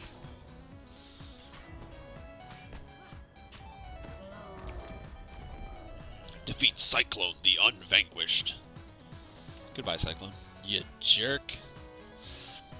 I like these little areas just because, look, 12,000 XP while I'm walking to the quest, it just feels good, you know? It just feels good to get that little bit of XP. Feels good to murder people. One of the most important things also about this game, having fun with your friends, but also being cool with just totally murdering tons of dudes. And I mean tons of dudes. Like, there's a lot of dudes in this game. To give you an example of how many dudes you might murder in this game, if I go to the monster manual, let's just pick a humanoid, or a human. Let's just see, player race. Let's say humans, okay? How many humans have I murdered? Well, in my party, we've slain 22,732. Yeah. So, since I've been playing this game on just this character, that's 22,732. That's a lot of dudes. That's like a lot of dudes. That's so many dudes that just got totally murdered. And that's what I'm going to do again. I'm going to go on this quest. We're going to murder some dudes. So, cast all my buffs, and hey look, what's that? Is that a dude over there? Look at that dude just standing there. Ooh, I'm so sorry, dude. Time to get murdered. I know you're just like a quest NPC, but it's over.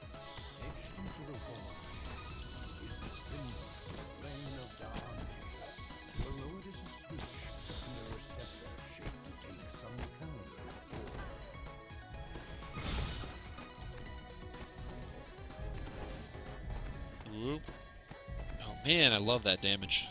Casting Many Shot, you feel like a god. It's like, oh, did you want to not die, enemies? Too bad, it's murdering dudes o'clock. Ha ha ha! Some people call me a ranger. I call myself the range... Well, I'm still a ranger. I'm like the... doo-doo. Pro tip, whenever you're doing Prison of Plains, if you don't have to remember like what the scroll says, you just type in chat. So it said on the scroll down, up, which is what you have to turn the levers at the top. I don't want to have to remember that. Down, up, I can't remember that. It's too hard. So instead I just type in chat du, which looks like doo-doo, which might sound like Darude Sandstorm. It is taken straight from Darude Sandstorm. However, it also just keeps an easy reminder. The chat box is great for remembering stuff that you may not want to remember. So always use it. It's something that I do whenever I play other games like League of Legends, something like that. Try to use the chat box to, great effectiveness, because people aren't always chatting, especially like during the middle of quests or fights. People aren't chatting, and so you can use it to just store information that you might need for a later portion of a quest, such as like a code or something like that.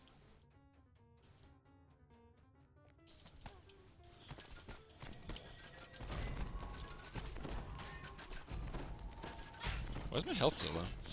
Explosion! Except the archers make the save. I totally forgot about that.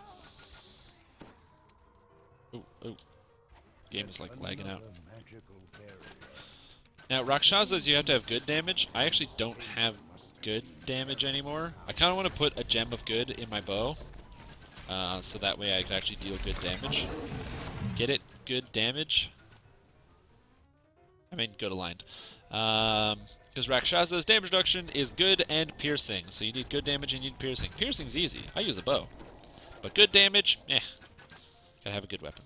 Really easy with the silver longbow, which is why I recommend the silver longbow. It pretty much solves all your problems. This guy's not gonna be able to knock it, but Xenia can pick it. Oh, he knocked it. Never mind. The great door opens to reveal some kind of control. Coming in? The door Oh, he got locked out. I did that intentionally, but I'm a jerk. Ha!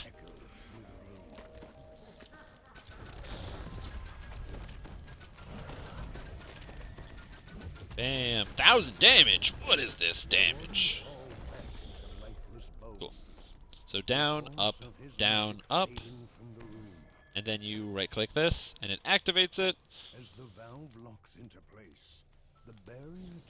Then you very quickly throw yourself over this edge. Other people use Featherfall. I don't, because Featherfall is for people that like succeeding at this video game. I liked having more trouble. I like to fall down as hard as I can. Another important thing, I almost always pick lawful good when I play characters. Now I know that lawful isn't the best way to do it, but I generally pick lawful good because leave if you are. I always pick lawful just so you can do this. So I follow the order and do my duty. You just pick the one that's the most lawful always. So the woman, something, I refuse the woman. If you walk down the street and see a man getting robbed, what do? I step in and stop the robbery, and I will protect with honor. Basically, you just pretend you're a cop. You just pretend you're a cop, and you just answer all the questions. Because you think to yourself, man, if I was a police officer, what would I do? This skin. Do you mean this skin for the UI? If you mean the skin for the UI, I happen to have already linked it. I'm not waiting outside because I do the most damage.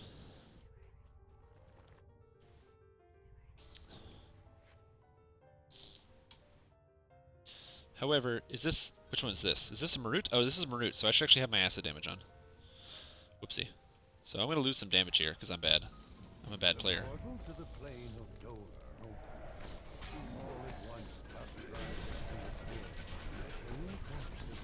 Thank you for linking that for me. I appreciate that. I would do it right now, but I'm like fighting the Marut. Ow, it hurts. Oh, God. Okay, good. He's dead. And I killed the spirit. Cool. Oh, I know. I've got aligned arrows on because I don't deal chaos damage. That's the best part also about playing Arcane Archer. You never have to care about DR. You can always bypass it. Always. Always. I don't know what this wiping motion is, but this one you can't bypass this DR because they don't. The Jin or whatever doesn't have like a DR that you can bypass. Unfortunately, you just do full damage all the time. It's a shame, really. Whee! Explosion! That acid damage is so convenient, actually, that acid burst, even though they most save almost all the time because I have no intelligence or charisma, it's just convenient because it means I can just AoE stuff. If guys don't line up for you, it's kind of difficult to actually get very, very high damage. Get rid of no refills because he hasn't been around in 3 quests. Update.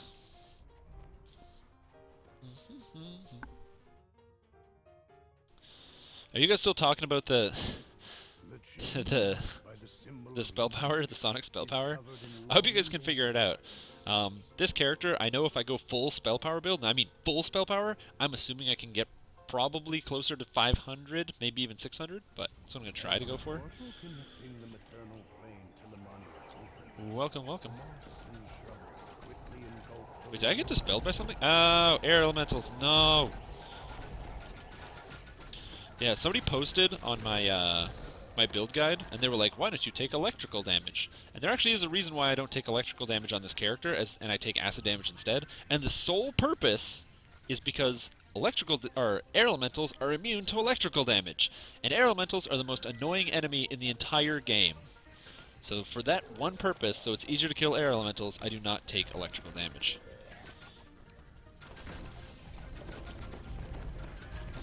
Goodbye, chump.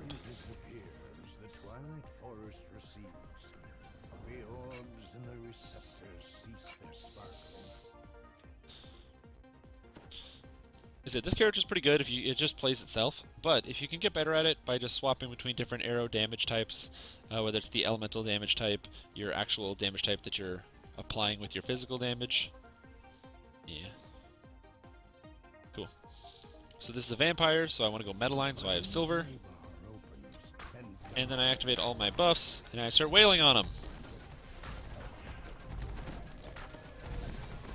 He gets under 50, so then you hit him with your extra damage ability. The wolves appear, so you go burst, and they explode, and look at that damage. 1600 damage, but he made his save. That's what I'm talking about.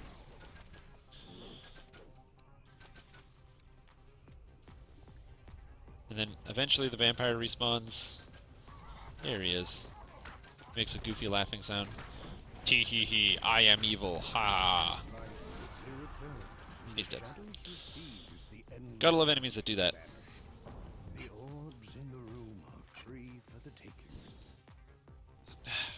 Okay, my keyboard keeps getting stuck, so I'm gonna highly recommend against this. And I will say preface this by saying the products that I use, I have both a Razer keyboard and a mouse. I heavily enjoy Razer. I'm gonna sit out. Fine. I heavily enjoy Razer products. I really like Razer products. They're great. However, the keyboard that I have is the Razer Deathstalker, which is this chiclet keyboard here, and it is awful. Don't buy it. Buy the other ones. Buy the mechanical ones that make the key clicks and stuff, because this keyboard, the big issue is I have to clean it all the time because the keys get stuck. They just get stuck in the keyboard because they go under and they go too far and then they get stuck because it's a chiclet keyboard. So I like the products that are made by the company, and I recommend their other keyboards, but stay away from the Razer Deathstalker. The chiclet keyboard in general, it's not very good. I am a critic. I want to pass on my knowledge. You understand? Playing this game and then all of a sudden I get stuck walking backwards because my keys get stuck is not something I want other people to experience. It's not like a positive thing. It's not like, man, I really love this keyboard because I got stuck walking backwards when I used it. Because the keys get stuck all the time. Maybe I just have like a bad version of it, you know, and I'm the unlucky one. But maybe I'm not. Maybe it happens to all of them. You know, man? I mean, if you have this keyboard and you really like it, do it. But if you're looking for a new keyboard, I highly recommend you get any of the other many wonderful Razer keyboards. The non-chiclet keyboards. Maybe you should buy a keyboard from Initech. Great company. Annoying management, though. In hindsight, I really should have saved my many shot for the Beholder.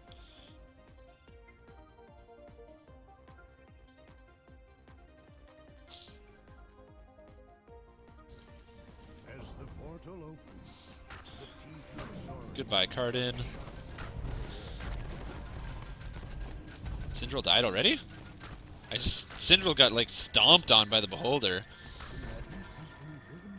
I do like that both of the Artificers use both their cooldowns.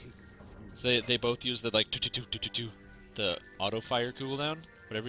I can't remember what it's called, like endless fusillade or something. I think that's cool. All right, now I think all my buffs got dispelled by the Beholder. Splat.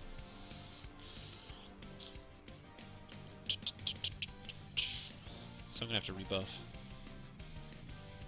There's a lot of good keyboards out there, a lot of good tech. I just strongly recommend against that one piece. Besides, my job is not to overthink things, but that's what I do anyway, because that's my job.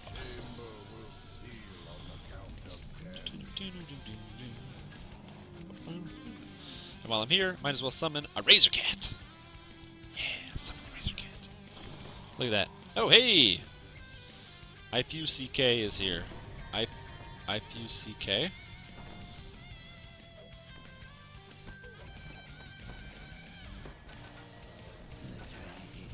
Oh, it has incorporeal? Okay, I have to swap to acid damage. There we go.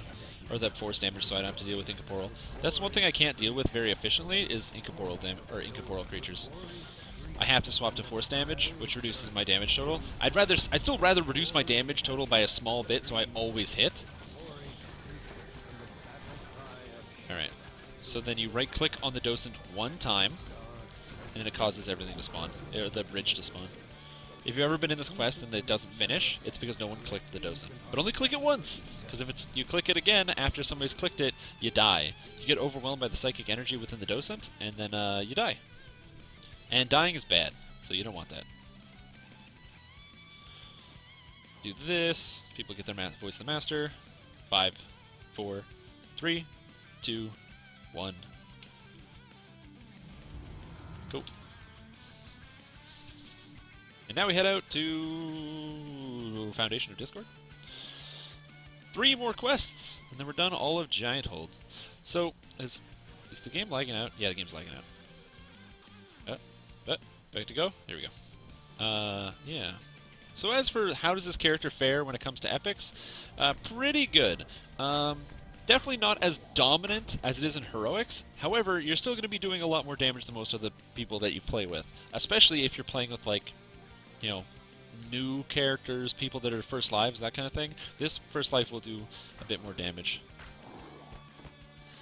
Oh, take the docent? You got played.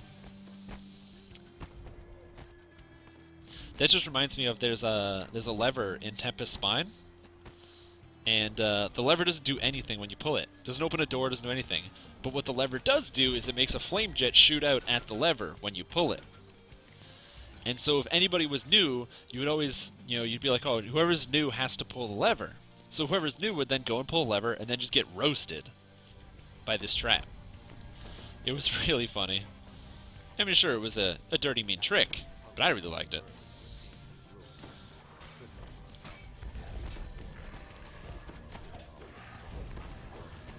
No, not enough enemies. Hey, he's behind me. Goodbye, wizard. I don't like wizards. Oh, I can't see anything because there's a tapestry in my way. Now, fortunately, even if you get a new player to pull it, on Elite, at level 10, it does still get some kills. I haven't tried Tempest Spine Legendary yet, though. So level 30 Tempest Spine, I haven't tried it. Although I've heard it's fun. So, I mean, it's Tempest Spine. Tempest Spine's an awesome raid. So I can't imagine level 30 Tempest Spine wouldn't be fun.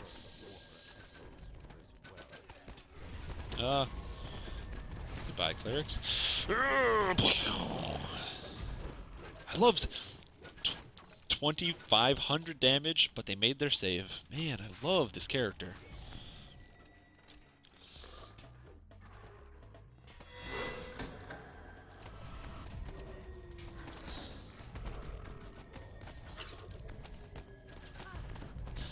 Oh, that's funny. Oh, jeez, there's the trap, the mine. I always step on that mine.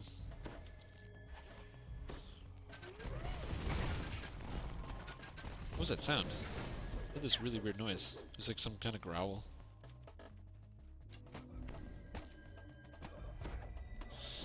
Gotta get that double lineup, yo.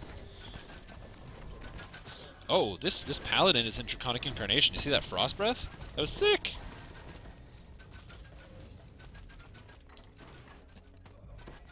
Now the one thing you can't do with this character build is like get that run and gun feeling, because it's not like you have the crossbow where you're like running down the hallway like some kind of legendary hero.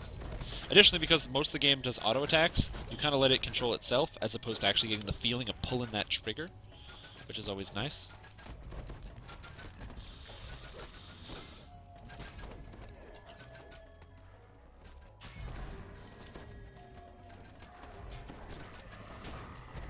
Where's Duncan the Wayfarer? This guy. Goodbye, Duncan. Oh no, I missed one of my attacks. That's disappointing. I don't like missing stuff. Oh, jeez. Where did these bramble patch come from? Ooh. Oh, there's monsters here. This is one of those ones that I always forget these crossroads. I always forget which one has the secret door and which you need a rogue to get through. I say you need a rogue because True Seeing, the DC is higher than 30, so True Seeing will automatically detect the secret door. So you need to have some kind of like rogue, and you have to be able to pick the door. Oh, whoa! Who cast Regenerate on me? We don't have a druid. Oh, we have a dryad, and the dryad casts Regenerate. That's cool. I don't know who his dryad that is. That's cool. I like that. It's like a healer. Because it healed me. It didn't heal whoever it belongs to. I mean, it might also be healing whoever it belongs to, but that's pretty cool. Where's dryad come out of? Fear of the Wild, or not Fear of the Wild. That comes out of Primal Avatar, doesn't it? Yeah, summon Elder Dryad. That's kind of nifty. I might consider that as like maybe like a barbarian or something. Just if you're soloing, you can have like a personal healer if you're already in like an epic elite group that's full. If you're already in full group.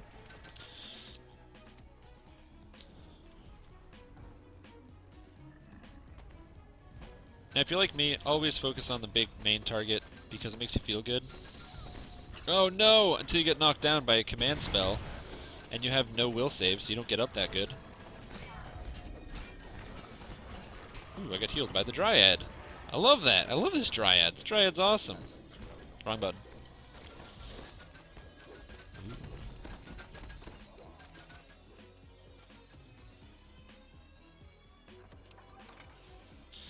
I also really like these shields. I love this. A shield that gives me reconstruction. The best part about changing the loot is that almost always, if you were playing a cleric, like when I played clerics in pen and paper, you had like a sword or a heavy mace or, you know, something in your left hand, or sorry, right hand, because most players are right-handed, but I'm left-handed, so it would be in my left hand. And then in your other hand, you'd have a shield. So that way you could be a little bit of tanky. You try to get some armor, whatever best you can have, but depending on who your dungeon master was, you didn't always get the heavy armor, you know? Sometimes you just kind of sit the fact that you had scale mail, or leather, or whatever you could actually just get your hands on. Because depending on your DM, you may not get the best armor. But you generally could find a shield. Even like a plank of wood is like some kind of wooden shield. Shields are very cleric-like. And in this game, you really want to pick up and put on a shield. Because, one, it just feels cool, because wearing a shield is cool. But also, shields make you more tanky. So it's just one of those things you want to have on a healing defensive type character.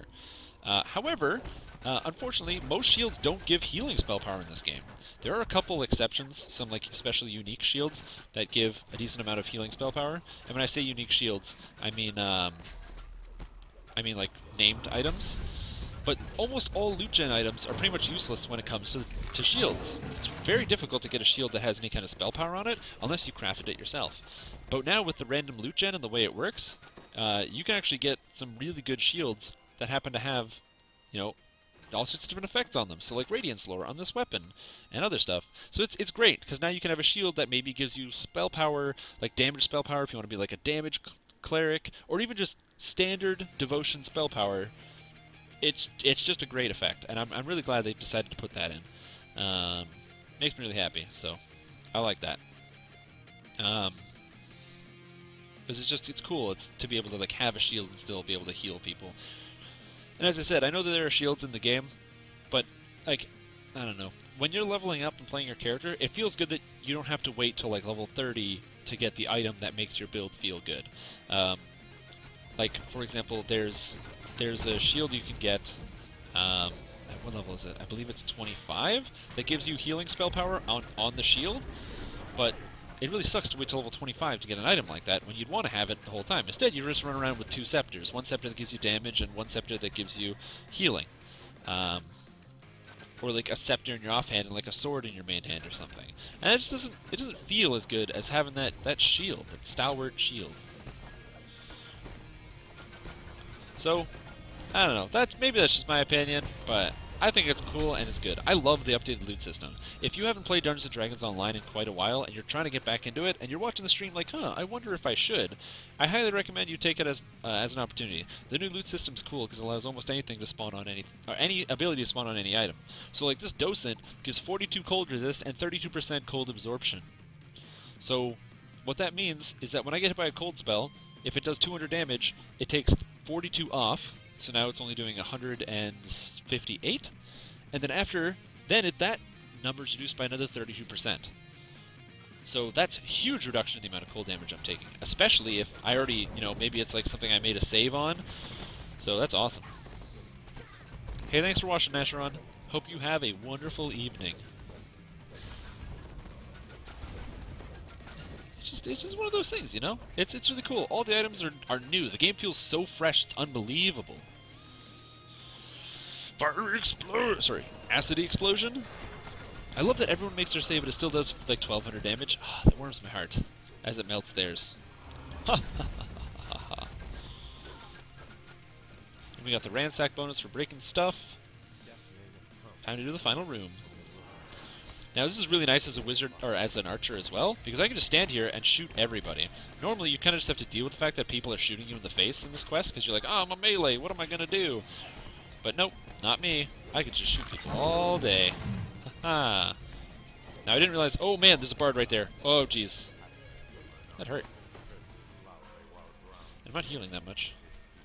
I'm gonna shoot this wizard. Take that, wizard. Ha ha ha. I'm still at the top of the list. So Syndrill's doing pretty good now. 35 kills.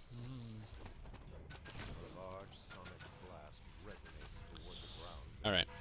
So now we have to fight the boss, who's going to immediately cast Stone Skin on himself, which is why we disable his Stone Skin. Man, look at those damage numbers fly. Oh, baby.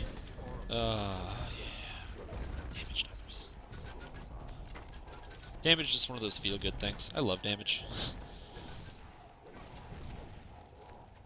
Ooh, elemental. Goodbye.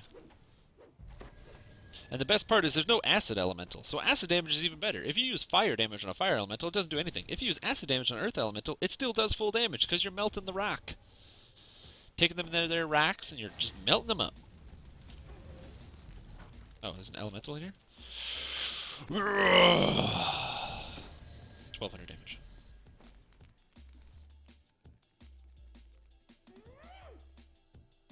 Oh, that's what's making that grunting sound. It's the dryad. Also, I apologize if, like, sometimes I'm not enunciating properly. Today, I bit my tongue really, really hard. Like, I bit my tongue really hard, and it really hurts. I don't have, like, a good reason. It's not like, oh, I was saving some kids from a burning building, and, a claw or a piece of lumber fell on me and hit my jaw, and then I clamped on my tongue. No, I think I was just eating lunch, and I just bit my tongue. But I bit it really hard, so it like hurts a lot. And I'm a moron. That's basically what happened. So if I'm like sometimes going around words, or it just sounds like I've got some kind of thing going on, that would be why. I just bit my tongue really hard. And I apologize if I'm not enunciating properly. But it's okay. I'll heal. I don't have any healing spells. Like, I can't just cure Sirius on myself. That'd be pretty cool If I could just be like, what? I bit my tongue. Cure spell. No problem.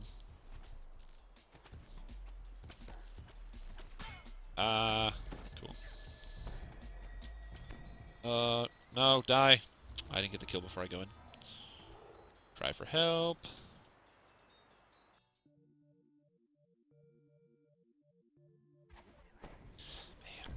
So we're getting close to the end of the Giant Hold quests. We only have this one and one more Giant Hold tour left. But so far from playing through them, again, not in an optimal build, although I do really like being able to just boom, get that burst damage in there. It does feel very good. I might have to just twist that in. Although I also really like having the action boost haste. It's really hard. Your clear speed goes up when you have this burst because it allows you to energy burst a room. Whereas your single target damage goes up by a ridiculous amount with haste boost. So it's hard to choose one or the other.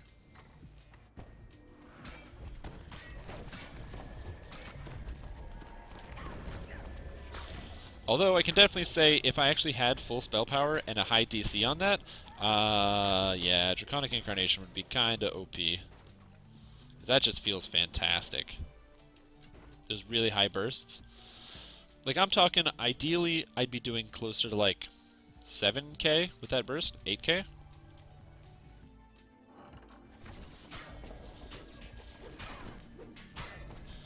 See, when everyone's lining up for me, it's really easy.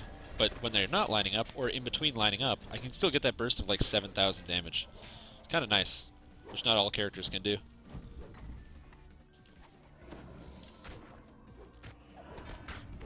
Ooh, turn around, everybody!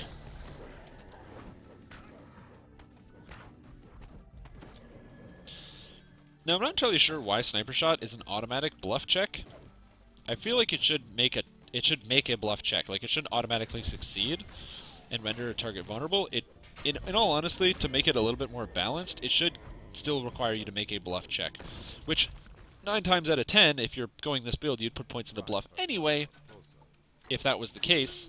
But because it's not, I don't have to spend any points on bluff, and it always works. Whereas, if you're playing a rogue and you decide to use feint to get that extra sneak attack damage, or if you're playing a wolf druid and you use, not takedown, but the other one, I think it's like flanking attack or something? Whatever it's called. That requires you to make a check. So I don't know why it wouldn't be... You'd want to be consistent. I'm a big fan of consistency. I don't want everything to be the same, but I want it to all work kind of the same.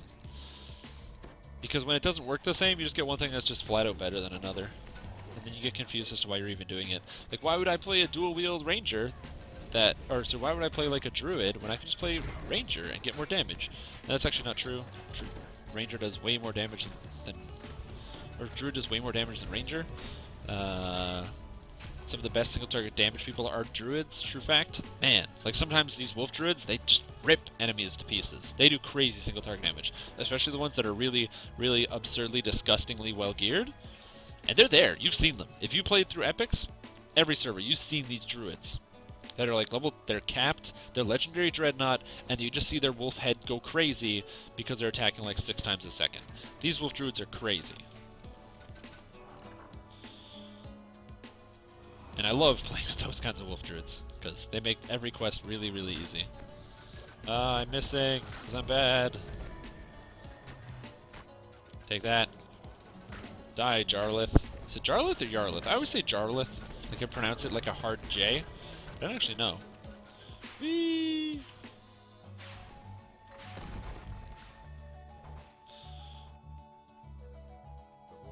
Now, another benefit of being Draconic Incarnation that is like kind of like a side benefit, because it's like hidden, you don't see it right away, is the fact that you get the Draconic Leap, like the flyby attack, which is a jump forward. It's like an abundant step kind of ability, which is just really nice for getting around areas and quests.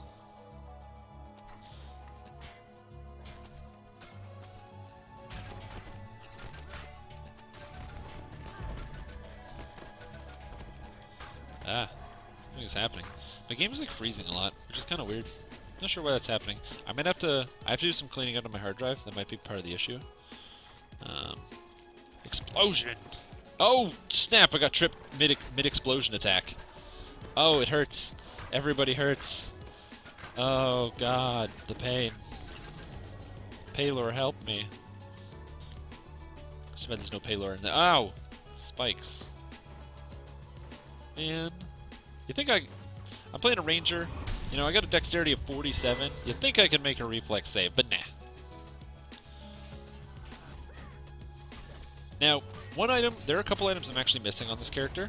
And I don't mean like items like, oh, I gotta get these specific items, but there are some stats I really should have. An item you should always try to invest in is something that gives you resistance. It's pretty easy to get an item that gives you like plus 6 or 7 to all your saves as a resistance bonus. And then once you grab one of those, grab yourself an item that also gives you parrying. Parrying is an awesome buff because it gives you an insight bonus to all your saves. So with parrying and resistance combined, you're looking at like plus 16 to all saves from like 2 stats on 2 items. If you can fit that in somewhere, I highly recommend it. This character has no bonuses to any of its saves. And if somebody casts like hold person on me, I just stop moving. I hit the water.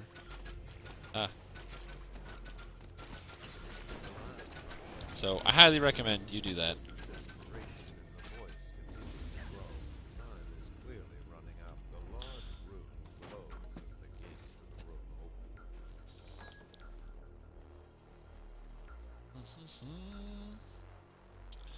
Alrighty.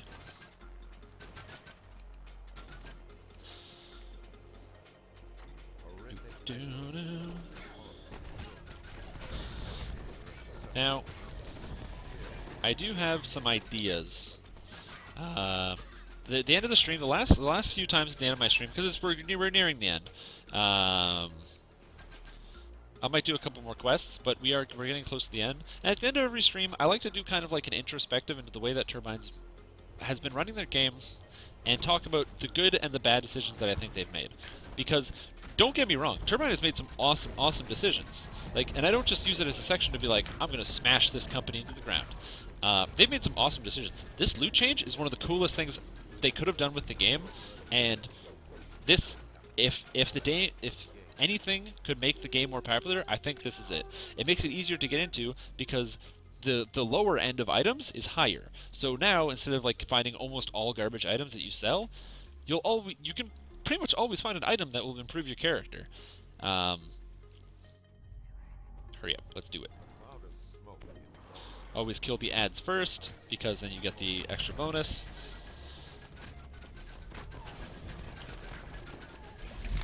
Targeting a lag. Where'd the boss go? Lothar.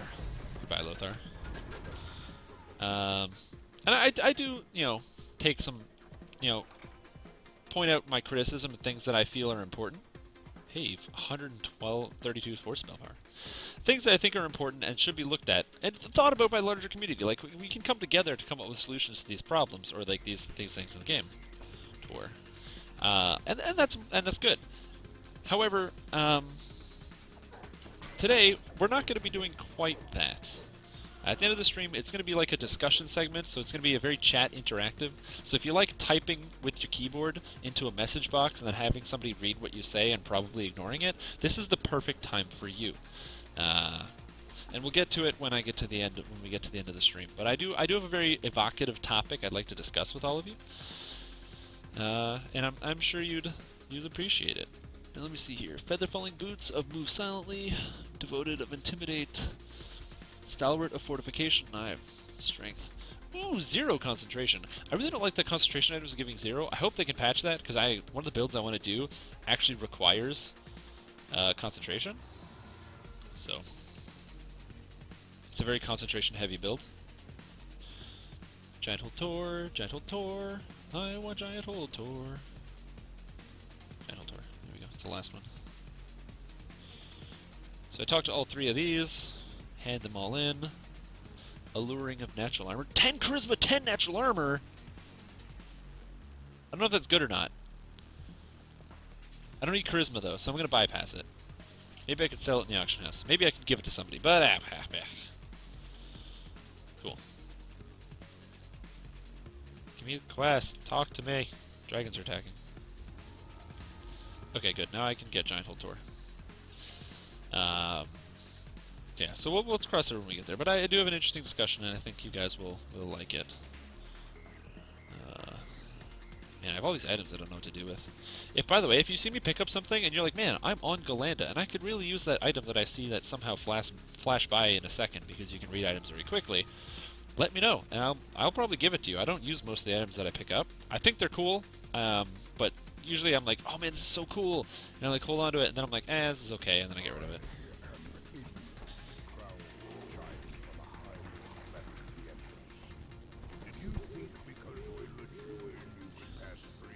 Inside on hard. Although admittedly, drinking 2 cups of coffee and like a big cup of water, I am like really itching for a bathroom break at this point. That's 3 hours is like a long time, man.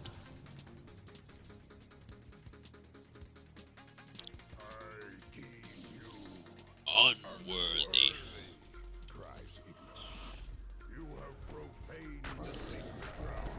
So now you turn on, this is when you turn on many shot and all your other buffs, and then you just start tearing people apart like it's nothing. Like, hee hee, look at this guy, he's dead. Look at this giant, he's dead. Lol. And any more respawns? Please, respawns, please. I need respawns. My buff is running out! No! Oh, 0. And no, still no respawns. Oh, damn. Esky keeps getting stuck.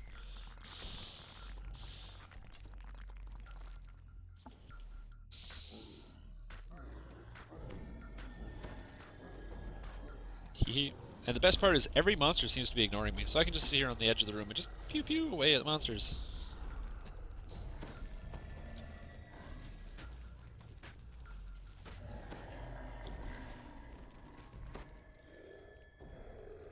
Man, this feels good. I'm not even doing anything. The game's on autopilot. I just turn. Now, this portion, especially because it's epic, it's obviously not free to play. But it is something. Oh, I forgot to mention. I was going to do a giveaway. I should have had that in the stream title. My bad. I'm doing a giveaway to the stream. Whoopsie. Probably should have had that. Hey, Cinderella, get up. Get up. I forgot that I was doing a giveaway. I have to update that.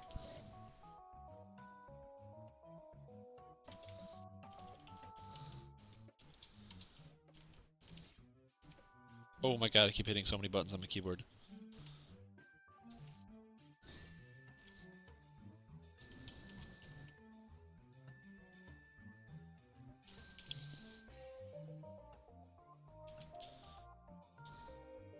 There we go.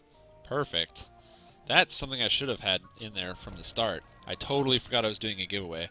I didn't forget I was doing it, I just forgot to tell you guys. There is actually a giveaway at 9:30, so that's in 15 minutes, Eastern Daylight Time. So in 15 minutes, I'll be doing a giveaway. To enter in the giveaway, all you have to do is be currently watching the stream. I'm going to enter all your names into like a thing, and then one of you will randomly win the prize. I'll put your name on screen so you know who you are, and I'll send you a message. So you make sure to check your Twitch inbox. The prize for today, or the thing that you could win by randomly just deciding to watch the stream, is going to be a Menace of the Underdark expansion pack. That's right.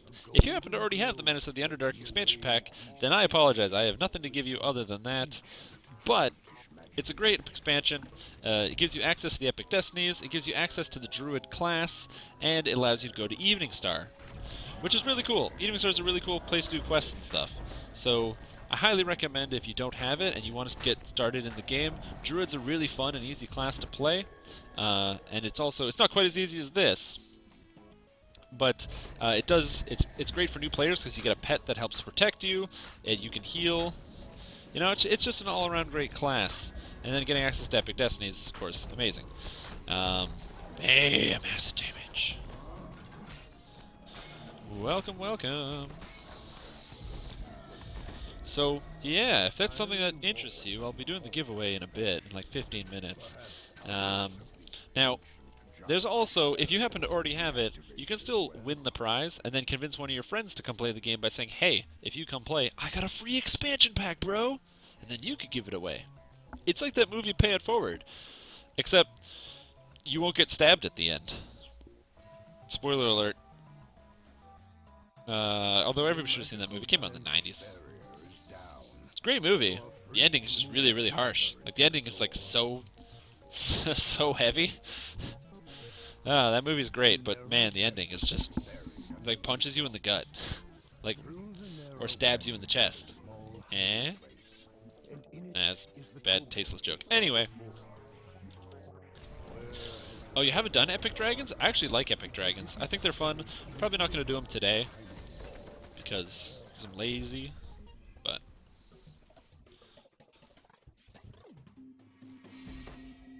what am I listening to? Oh, this is a good song. No, negative levels! How did that happen? I was looking at the screen for like 1 second and I got negative leveled? Oh. This game sucks. I only have 381 life. Alright, time to yell to get some life. Good. 2-shot this guy. 3-shot this guy? Oh, I missed! Oh, no! I'm missing now because my attack is lower by 2. Oh, no. That sucks. Oh, I have 2 seconds left. Come on, kill this guy. Oh. Okay, good. Just means I have to use my armor lower more frequently. Cool. As the lever clicks into place, one of the two faces near the far Ooh, hey, there's a guy behind me. That's what she said. Oh, that's actually a champion. I should not just ignore that like it's nothing. Yeah, whatever. It's dead. What's the save base off of? DC 20 plus half character level plus charisma.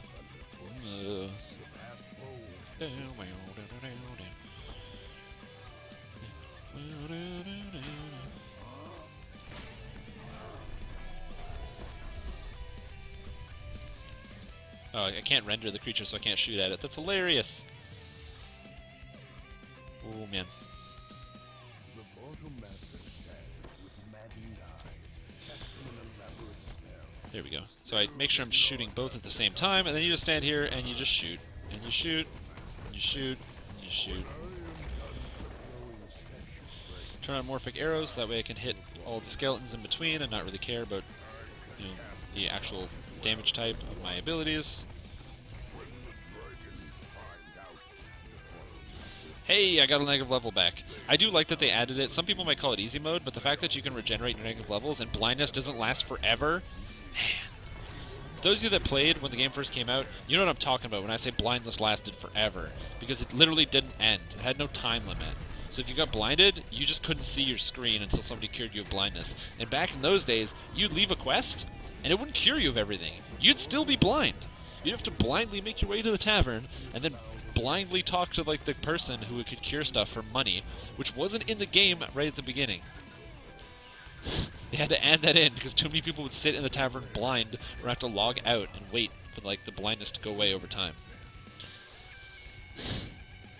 They like, sit in the tavern and wait for someone to come cure them. So that was hilarious. Good times.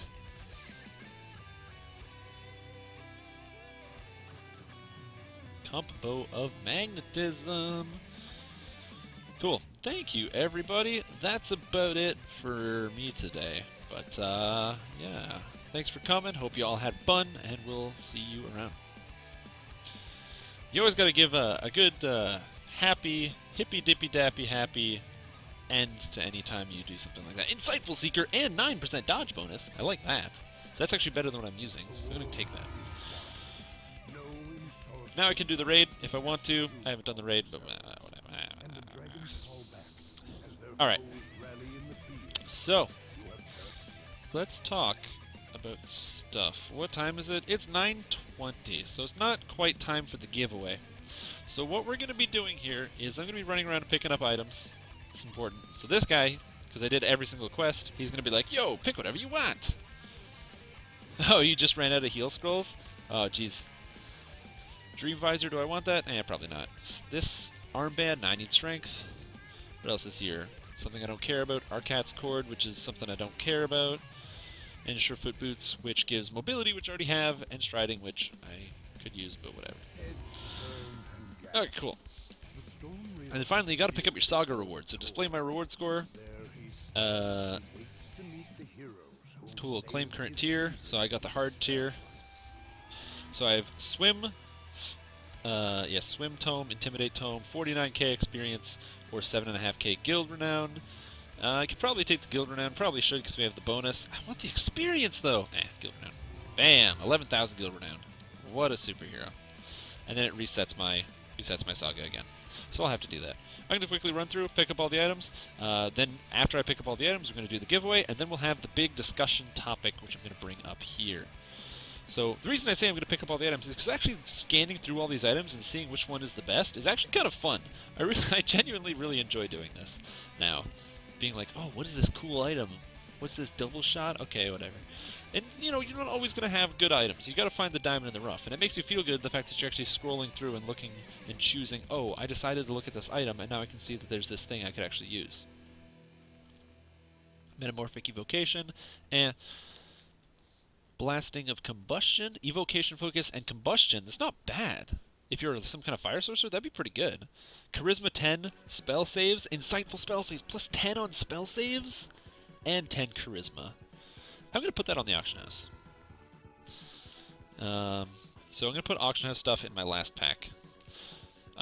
Generally, when I put stuff on the auction house, I don't actually put it on so I can make money. I put stuff on the auction house so I can give away cool items. Because somebody might use that. They might think that's a good item and they might equip it. So that's generally why I do that. So if you're ever like, oh man, putting stuff on the auction house to make money. No, I have an infinite amount of gold. Everyone does. There's nothing to spend gold on in this game. I have 2 million. What am I going to do with it? But I just want to be able to share cool items that might be good. Because, man, that's what you do. You got to share those cool items that might be good. What do we got? Kopesh Devotion. Blech. Boots of Strength. 10 strength and movement speed. Wow. That's kind of cool. Not good enough, though. Fortification, Insightful Devotion. Well, I don't know how many docent using characters want devotion, so I'm going to skip that one. We're going to take the Combinations of Valor. Let's see what we got here. Scimitar Radiance, Warrior's Boots, Combat Mastery. Oh, baby. So many good items here. Sometimes it's hard to decide. Like Con 11, Armor 9. Jeez. And I do want a lot of these items. The issue is I have to make sure I'm wearing light armor. So even though there's a lot of really good light or like cloth armors that you can take, I have to make sure I'm wearing light armor because the Ranger Survivalist only works while wearing light armor. So while wearing light armor, I gain, what is this? 5 plus 4 plus 3 is 12 physical resistance rating and 60 life. And 60 life is like important considering that's 10% of my life. So Reconstruction to Disable. That's Insightful Disable. That's plus 9 stacks. That's kind of cool. Enchantment Resistance. It's okay. Dodge bonus 11's pretty good. Charm. Reanimating. Meh. And lastly is this one. I don't know if Zach is here. I couldn't tell you. Alright. This last one, then we're going to do the giveaway. So, if you would like, I'm going to type this in now so I can do this. If you would like to opt out of the Menace of the Underdark giveaway, please say so. Please say so now. There we go. If you'd like to opt out, please type in chat and say, you know, I don't want the giveaway. I don't want it. Just type that in chat. I'll take it into consideration, and we'll be good to go from there. Ice guard, damping of blah blah blah blah blah blah blah blah. See, shield of devotion. That's what I'm talking about. That's what I'm talking about. Oh, pretty much everyone in here is going to be included in. It's just if you'd like to opt out, let me know. So you're already in. Don't worry. Have expansion. Hey, where's the Storm Reaper? He didn't load in, I guess. I guess I have to reload the area so it'll spawn. Oh. I'll talk to him in a bit. Opting out hype. There you go. I can always count on you, Big Sugar. Alrighty. It's time to do a giveaway. You guys ready for a giveaway? It's time to do a giveaway. So, here we go. Pulling up my random number generator. It's important that you get your random number generator. Because I'd like to do it, I could just choose who wins, but that's really not very fun. I'd rather use the number generator. So I'm going to load it up. So I got my codes, secret codes. Alright. Menace of the Underdark pack giveaway. You're all included. You have a chance to win, except for you, Big Sugar. I'm going to assume you want to opt out Pytar, the Fearless. So we're going to include you as well. But all of you that are currently watching, and all of you that were watching before, have all been just dumped in for a chance to win this Menace of the Underdark code. So let's see what the number generator comes up with.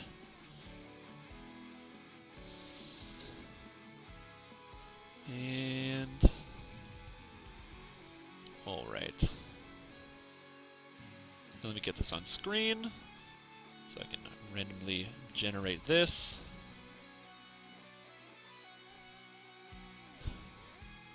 Make sure this is nice and big. Opacity 100. Actually, we'll do 70 because that looks nicer.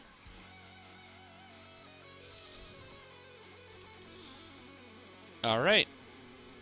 Bam. Congratulations to this person who's watching, a Mr. Boardboat. Congratulations. You won. I'm going to send you a link, and you have to respond if you would like to get the expansion pack. If you don't, I'll roll again. I'll add new people. But congratulations to a Boardboat. You have won, in fact. You want a free Menace of the Underdark expansion pack. So, free...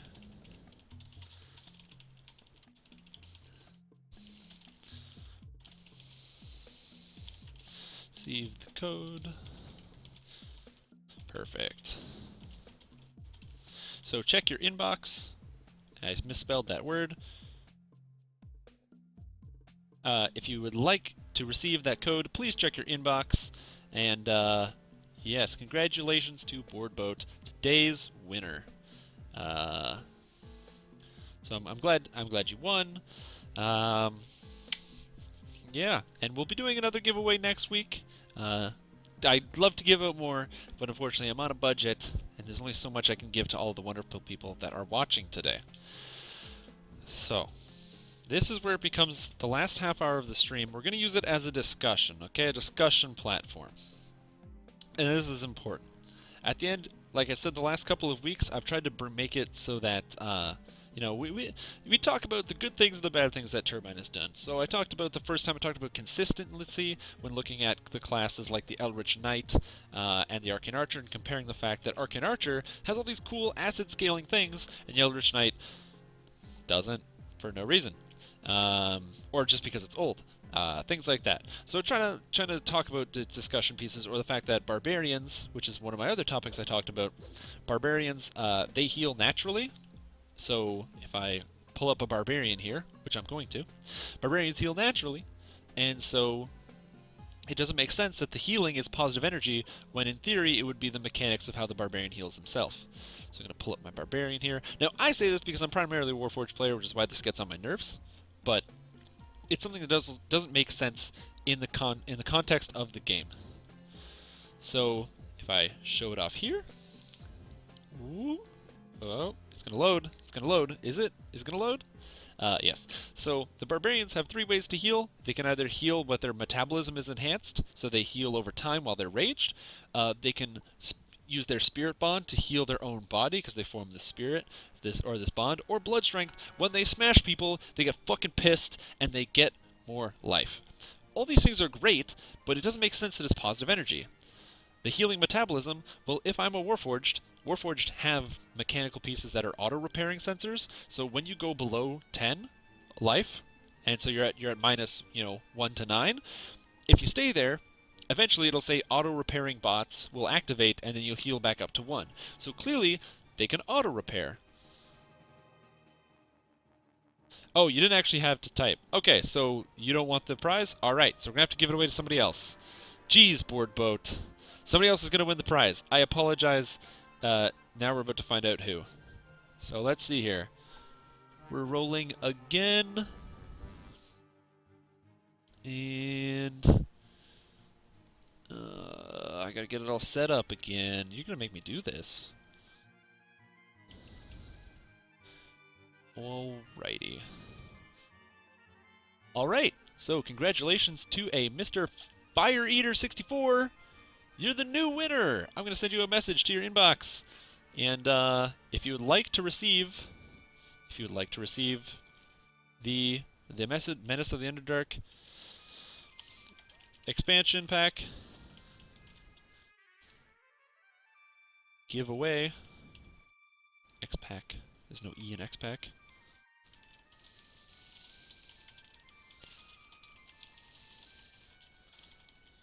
Bam. If you'd like that code, please respond to the message and I will send it off to you. So congratulations to Fire Eater 64.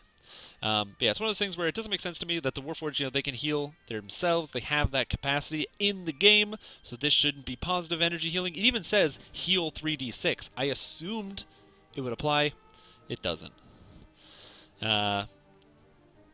Next is then there's the weapon bond. If anything, when you form a weapon bond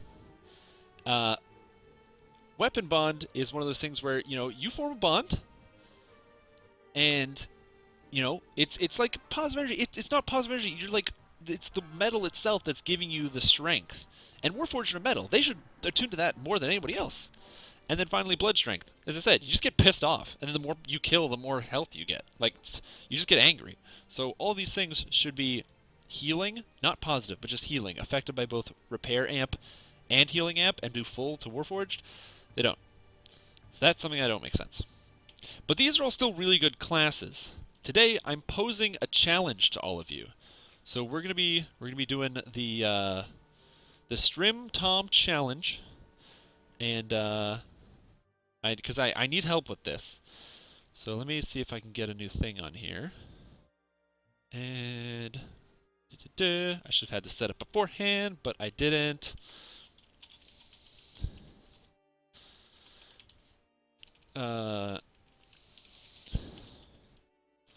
I need your guys' help because I want to see what I can do with this, because I like to do the maths and figure this stuff out.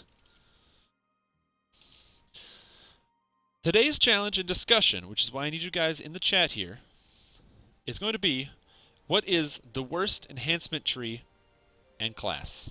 Is the discussion topic for the next half an hour. What is the worst? The absolute worst, the bottom of the barrel, the most useless, the least able to do anything out of all of the character classes in the entire game. Now this is an important question, because it really begs, when you see what is the possible worst, you really have to ask yourself, okay, if this is the worst, why is it the worst? How does it fit in? And then how can we make this changes from the worst to like not being the worst? How do we move that? So this is where I want your guys' ideas to flood in. What do you think is the absolute worst character to play as? So just looking at a character like Barbarian, there's nothing wrong with this. Barbarian's unbelievably good. Tons of healing, tons of damage, tons of blah blah blah blah blah. Amazing. Super awesome, fantastic character classes. Just the best. Great stuff. Healer tree's pretty bad for primarily dealing damage. I'm not entirely sure it's the worst, because you can still heal. Although I do agree with you, it is pretty bad. I do agree, and I'm gonna go into the cleric next so we can take a look at that. Do agree with you, it's really bad. There are a lot of reasons that it's pretty bad. One, it doesn't add to your damage. Two, you can, without any points in devotion or anything, or any of those healing specs, you can heal anyone to full life. The only time you wouldn't be able to do that is if you're healing a Blade Forged. But even then, most of the time they're just going to heal themselves anyway. I swear I clicked log out, didn't I? The game's doing that thing again. Monks aren't amazing. However, they're decently strong. But I do like this. I like the fact that we're bouncing from healers to monks. It's kind of something I've been thinking about over the past little while. My personal opinion... Yeah, no DPS, no utility. I agree with you right there. So we're going to load up a cleric here. This is my cleric.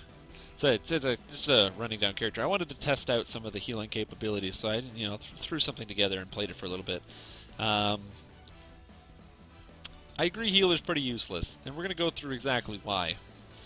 So, talking about why healer could potentially be useless, really easy right off the bat. Load up this tree, Radiant Servant, right? Alright. The whole idea is you get to heal a lot, but the problem is, like, I don't have any points in Radiant Servant tree. I'm healing myself for 73. Not amazing, but I don't have too much. I have, what, 92 spell power? Cure Critical Wounds is healing me for 187 with a crit. That's a lot. You put points in the Radiant Servant tree. Pacifism reduces your damage, which is terrible. The Positive Energy Burst is good. It is admittedly decent, because it removes ability damage and negative lives. Negative levels. But Improved Empower Healing gives you more healing spell power, which you don't need because you get so many anyway. Positive Energy Shield is, like, not very good because it gives temporary hit points equal to your heal skill, which is going to be around 60 maybe. So that's 60 temporary hit points, like, oh baby, that does nothing. And then Radiant Servant, every 5th spell deals max healing. Well, that's unreliable unless you're counting the spells, but then are you going to have the spell ready for when you need it? Like, not really. Divine Cleansing is kind of good, but everyone just drinks potions with a need. You got Curse, you got Disease, you got whatever, you just drink a potion. So who cares about Divine Cleansing? It's really not very good. Purge Dark Magics could be useful, except for the fact that it costs a turn. It costs a turn to dispel somebody. This is crazy. You play Arcane Archer, you get it's like 2 mana or something, and you dispel 3 effects. So, terrible. Turning is good. You actually get good turns. So I would say here, if you go into turning in Radiant Servant, in Epic Elite, you can turn some ridiculous stuff. I've seen people just wipe the floor with anything Epic Elite and Undead. You just walk around, everything disappears around you. That's pretty cool. But outside of that, Divine Healing's totally useless because it does 4d4 HP. Terrible and useless. Unyielding Sovereignty, that's something you get already. And then the Incredible Healing, you don't need these because, sure, there's no cap on your cast level, but you're going to be casting Heal for almost 800 to 1,000 anyway. So there's no real reason to have it. So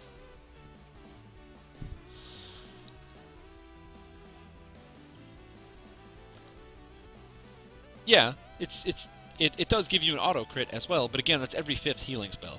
So, I mean, if you're thinking about it very strategically, doing like some kind of heavy raid, you could think like, oh, the 5th one will be your mass, and then your mass cure will do the extra, but then you have to sink 20 points in the tree, or sorry, 40 points in the tree.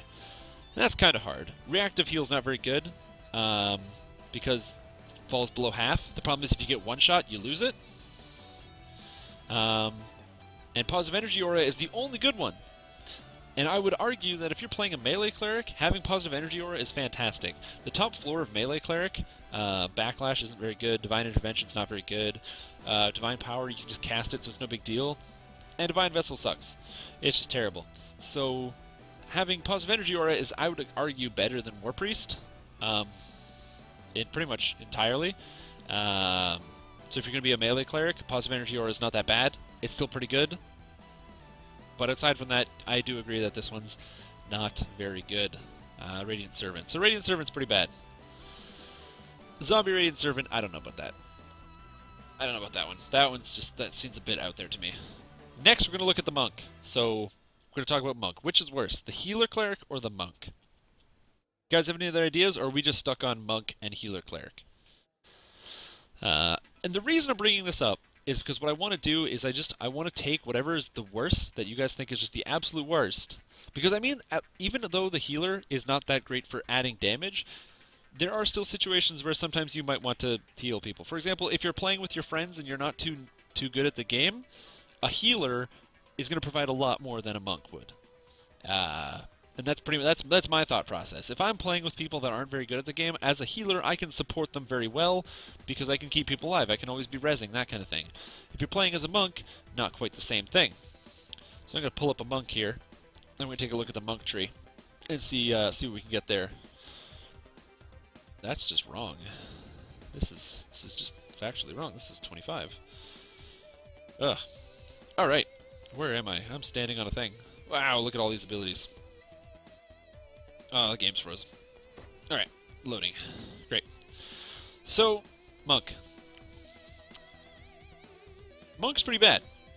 Can't argue with you there. It's bad to go full Monk. Multi-classic's not so bad. You can, the stances that you get, so where are they? These stances, you're adept and master and that kind of thing, they're pretty good. A lot of the stances are kind of nice. The key just being able to get some abilities, and then also, where is it here? Is it this one? Yeah, Fist of Iron is a fantastic ability. Just an attack that costs 5 key and does a bunch of extra damage. +1 crit, +1 crit damage. Really nice. It's just nice to have. So multi-classing Monk, no one can argue against being very good. Great saves, evasion, you get lots of benefits, especially if you can remain centered. Fantastic. Ninja Spy still also does a decent amount of damage. A lot of the negative effects, not so bad. However, I do agree, it's not as clear-cut as a fighter. The monks have a lot of big issues. They don't have super high damage like some other classes. You really have to know what you're doing, because look at all these buttons I have to press.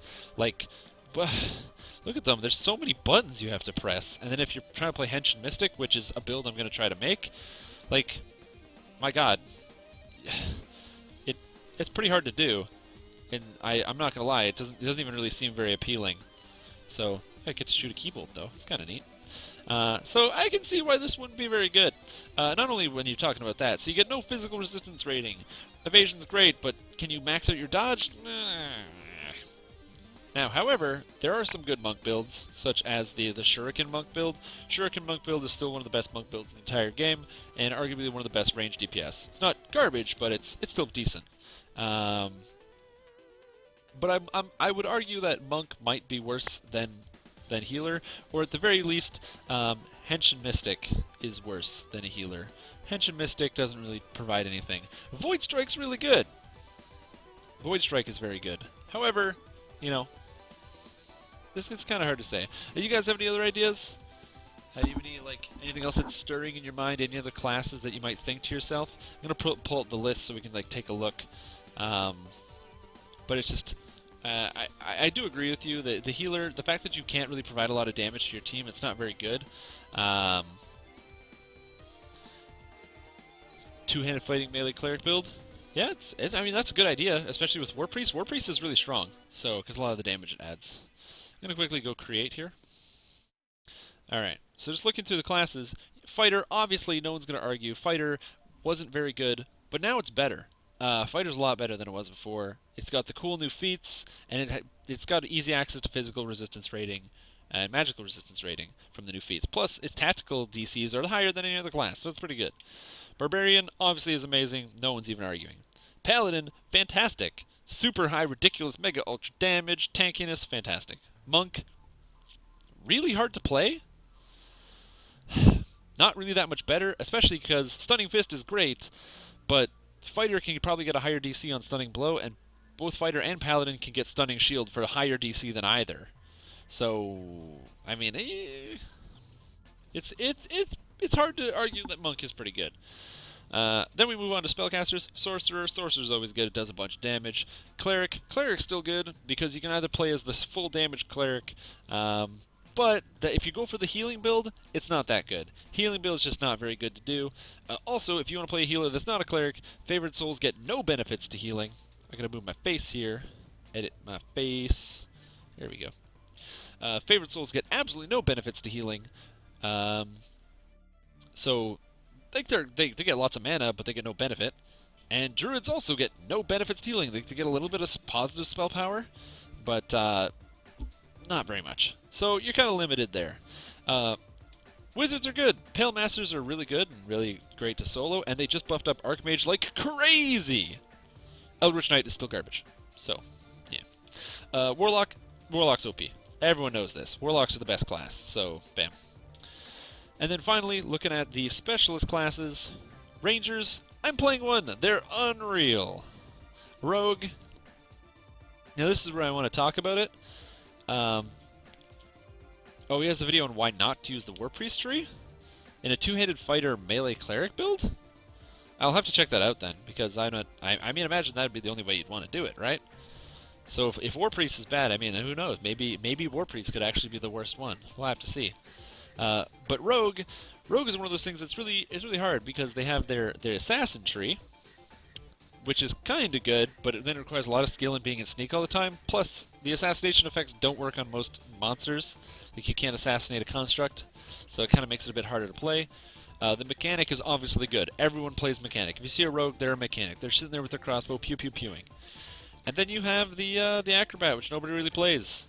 I'd never see a rogue running around with a staff. I've seen a couple rogue barbarians do it, but I've never seen like a full rogue run around with a staff. So I don't know how good that is. I imagine it's pretty good, but I'm not entirely sure. And then you got Bard. Obviously, Bard swashbucklers are crazy good, and a lot of people like the freezing DCs that are coming out of the what do you call it, the War Chanter. So they're still pretty good. And they recently just buffed Spellsinger by crazy and upped its damage by 80%.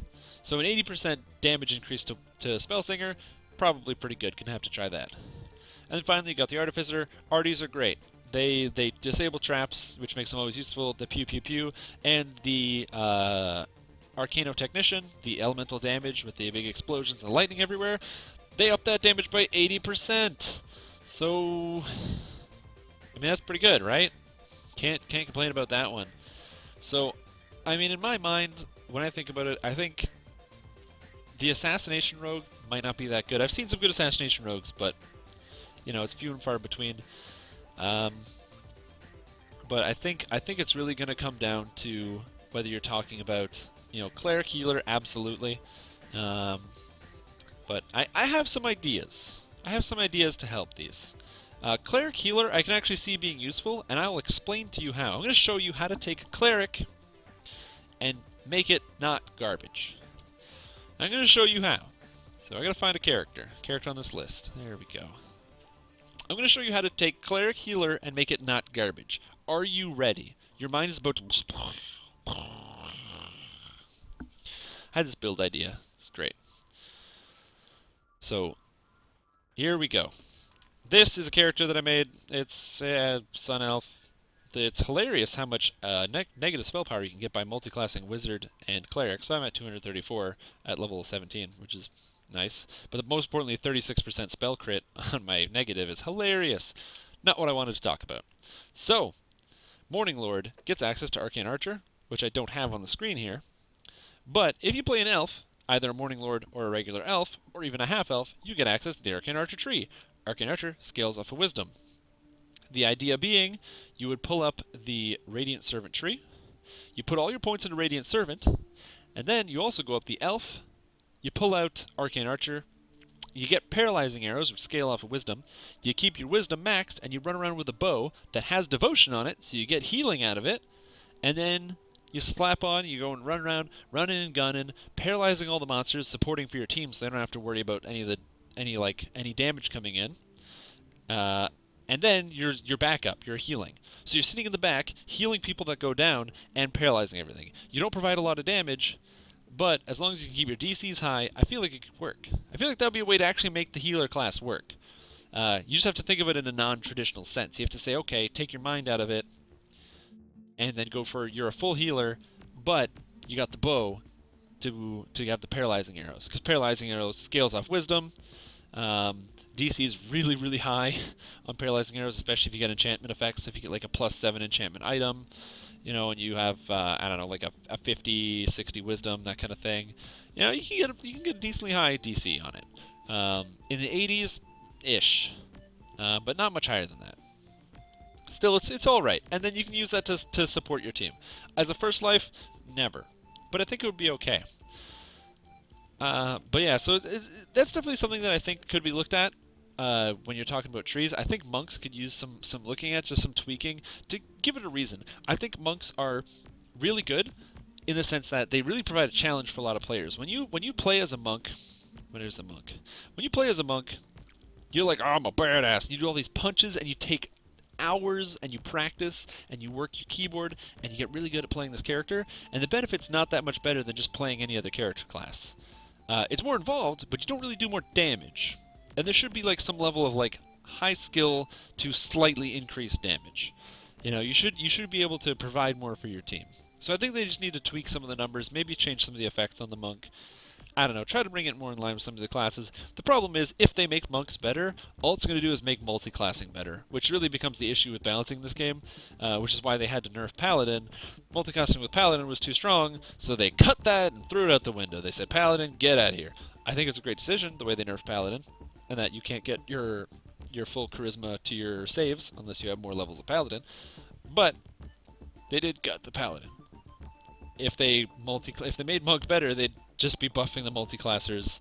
So I don't know how they would do it. I don't know how they'd keep it in Monk.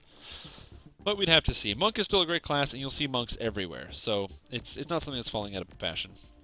Cleric, though, I agree. Healing as a cleric, it's really hard. So, and healing as other classes is not really important. The trees really provide nothing, and playing as a healer, if you're not the one doing damage, you're not really going to be doing anything. So, it's something to kind of think about, to stay away from, but it's something that maybe we can come up with an idea of how to make healing a little bit more interactive. Because the damage is so spiky in this game, you take all your health and you heal it back very quickly, it's hard for a healer to stay on top of that. So I'm not sure. Acid Lore? No, unfortunately the acid damage can't crit, which I had to check. But yeah, it doesn't crit. What I don't know, and this is the only way I'm thinking about it here. I still have 5 more minutes. So, but I think healer is in fact the worst, with monk coming in as a close second. So any kind of healer and then monk, because clerics are still really good, but monks I don't really know. So I think that's where we came up with. So you know, it's pretty good. Healing is really important. Like if you've done Defiler of the Just on Epic Elite, you need 2 healers for that raid. You can't do it without 2 healers. You need 2 healers, like clerics, whatever, in Unyielding Sentinel, so they have like 1500 life and tons of DR, and they need to be full healers, just healing people. If you don't have that, you're probably not going to be able to do it on Epic Elite, because the damage in that raid is crazy. Especially when all the Pit Lords spawn right at the end, right before you phase transition to the final boss. So, healers are still good there. One thing I did want to look at, do I have a sorcerer here? Yeah, I have a sorcerer. I like having characters I can just pull up. One thing I wanted to look at, and I don't know if this works, I'm going to do some testing, but we'll find out. Once I've done this on my ranger, I'm going to get to level 30, I'm going to respec it into a full intelligence build and go full spell power build and see what I can do. However, I am wondering if there's a way to make it slightly better. You see, sorcerers have all sorts of different savants. So if you take Earth Savant, putting points in here gives you acid spell power, so that would benefit the acid damage. But then you also get Erosion, so when you deal damage with an acid spell, you get acid spell power, so that'd be 25. And you get, not the spell critical, but you get the ability to penetrate acid resistance. So what I'm wondering, potentially, if you put in a couple levels of Sorcerer, mixed in with your Ranger in Arcane Archer, so you did like 18-2, and you took acid from here, does the acid damage on the bow shots count as a spell for activating the whenever you cast an acid spell? I know you might think it doesn't, and it might not. I don't know. I have to test it, and I'm going to test it. But the reason I asked this question, and I'm going to look into it, is because a lot of the effects that count as spells work with a lot of the Warlock's Eldritch Blasts and even their passives. So I'm wondering if it's possible, if there might be some weird coding because it scales off spell power, it might count as a spell. I'm going to look into that, we're going to see, and I'll let you know, but I don't know. I know there are already a lot of clickies, but if they had more strikes to actually use key, that could be better. When I play Monk, I always have full key and nothing to use it on. Exactly. That's kind of an issue. I think the issue is not so much that you have full key, but yeah, it's easier. It's easier and most times even better to just punch the enemies until they die instead of actually pressing the buttons on the keyboard, because they don't really increase your damage that much.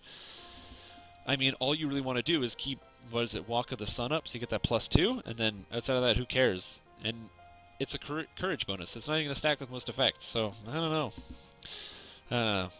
But I'll have to let you guys know. I'll be updating the build guide on my Arcane Archer, and when I actually finish and I respec into full acid, I'll let you know. But I'm not entirely sure if that would work. I'm going to check here. I just realized I should check my messages, see if I actually got a response.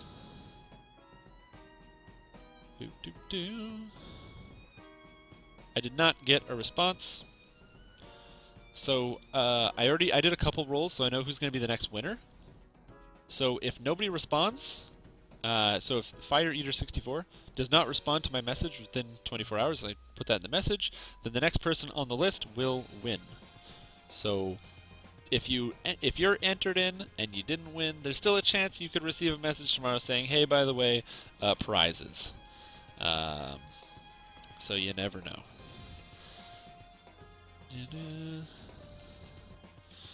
So if you're in here, Fire Eater 64, make sure you respond to my message before 24 hours. You have to do that. If you don't respond, you can't win. There's nothing else I can do for you. Perfect. Alrighty. Now, I'm pretty much done my stream for the day. So I want to thank you guys for the watching. If you're interested and you think what I do is kind of nifty, you can always check out my stream, which I'm typing up here in the top. This is my stream. Oh, that's too big. This is my stream right here. So if you want to check me out, I do stream relatively irregularly, and I also do some fun things. I did an all-night Christmas stream where I streamed from 10 at night on Christmas Eve until 4 a.m. Christmas morning, and I gave some prizes away. It was a lot of fun for those of you that were there. You know, and I stream irregularly, but I try to have fun with it. So if you like that, please check it out. Or if you just don't have time to watch some kid stream whenever, and you'd rather just play the game yourself, make sure you tune in to the DDO stream every Monday from 7 to 10 to catch this stream right here. I'm going to be updating my build guide with more information about the epics, so that we can, if you're still wondering about how it's going, I'll have the whole details thing set up there. So thank you for watching. You guys have been fantastic. I love seeing you guys in the chat and having fun. Hopefully everybody had a great time. So I'll get you guys around. I don't know how to end this, so I'm going to keep doing this thing with my fingers. I'm probably going to do a little bit of an extra stream on my own channel. I just only stream until 10 here, and I really have to take a bathroom break. So have a great night, everyone, and I'll see you guys next Monday with another thought-provoking discussion and ideas. And I'm actually hoping I might have my whole build figured out, and I might be able to start next stream with a fresh TR, which is my plan. I want to start next stream with a fresh TR of a really, really fucking terrible build. So, peace.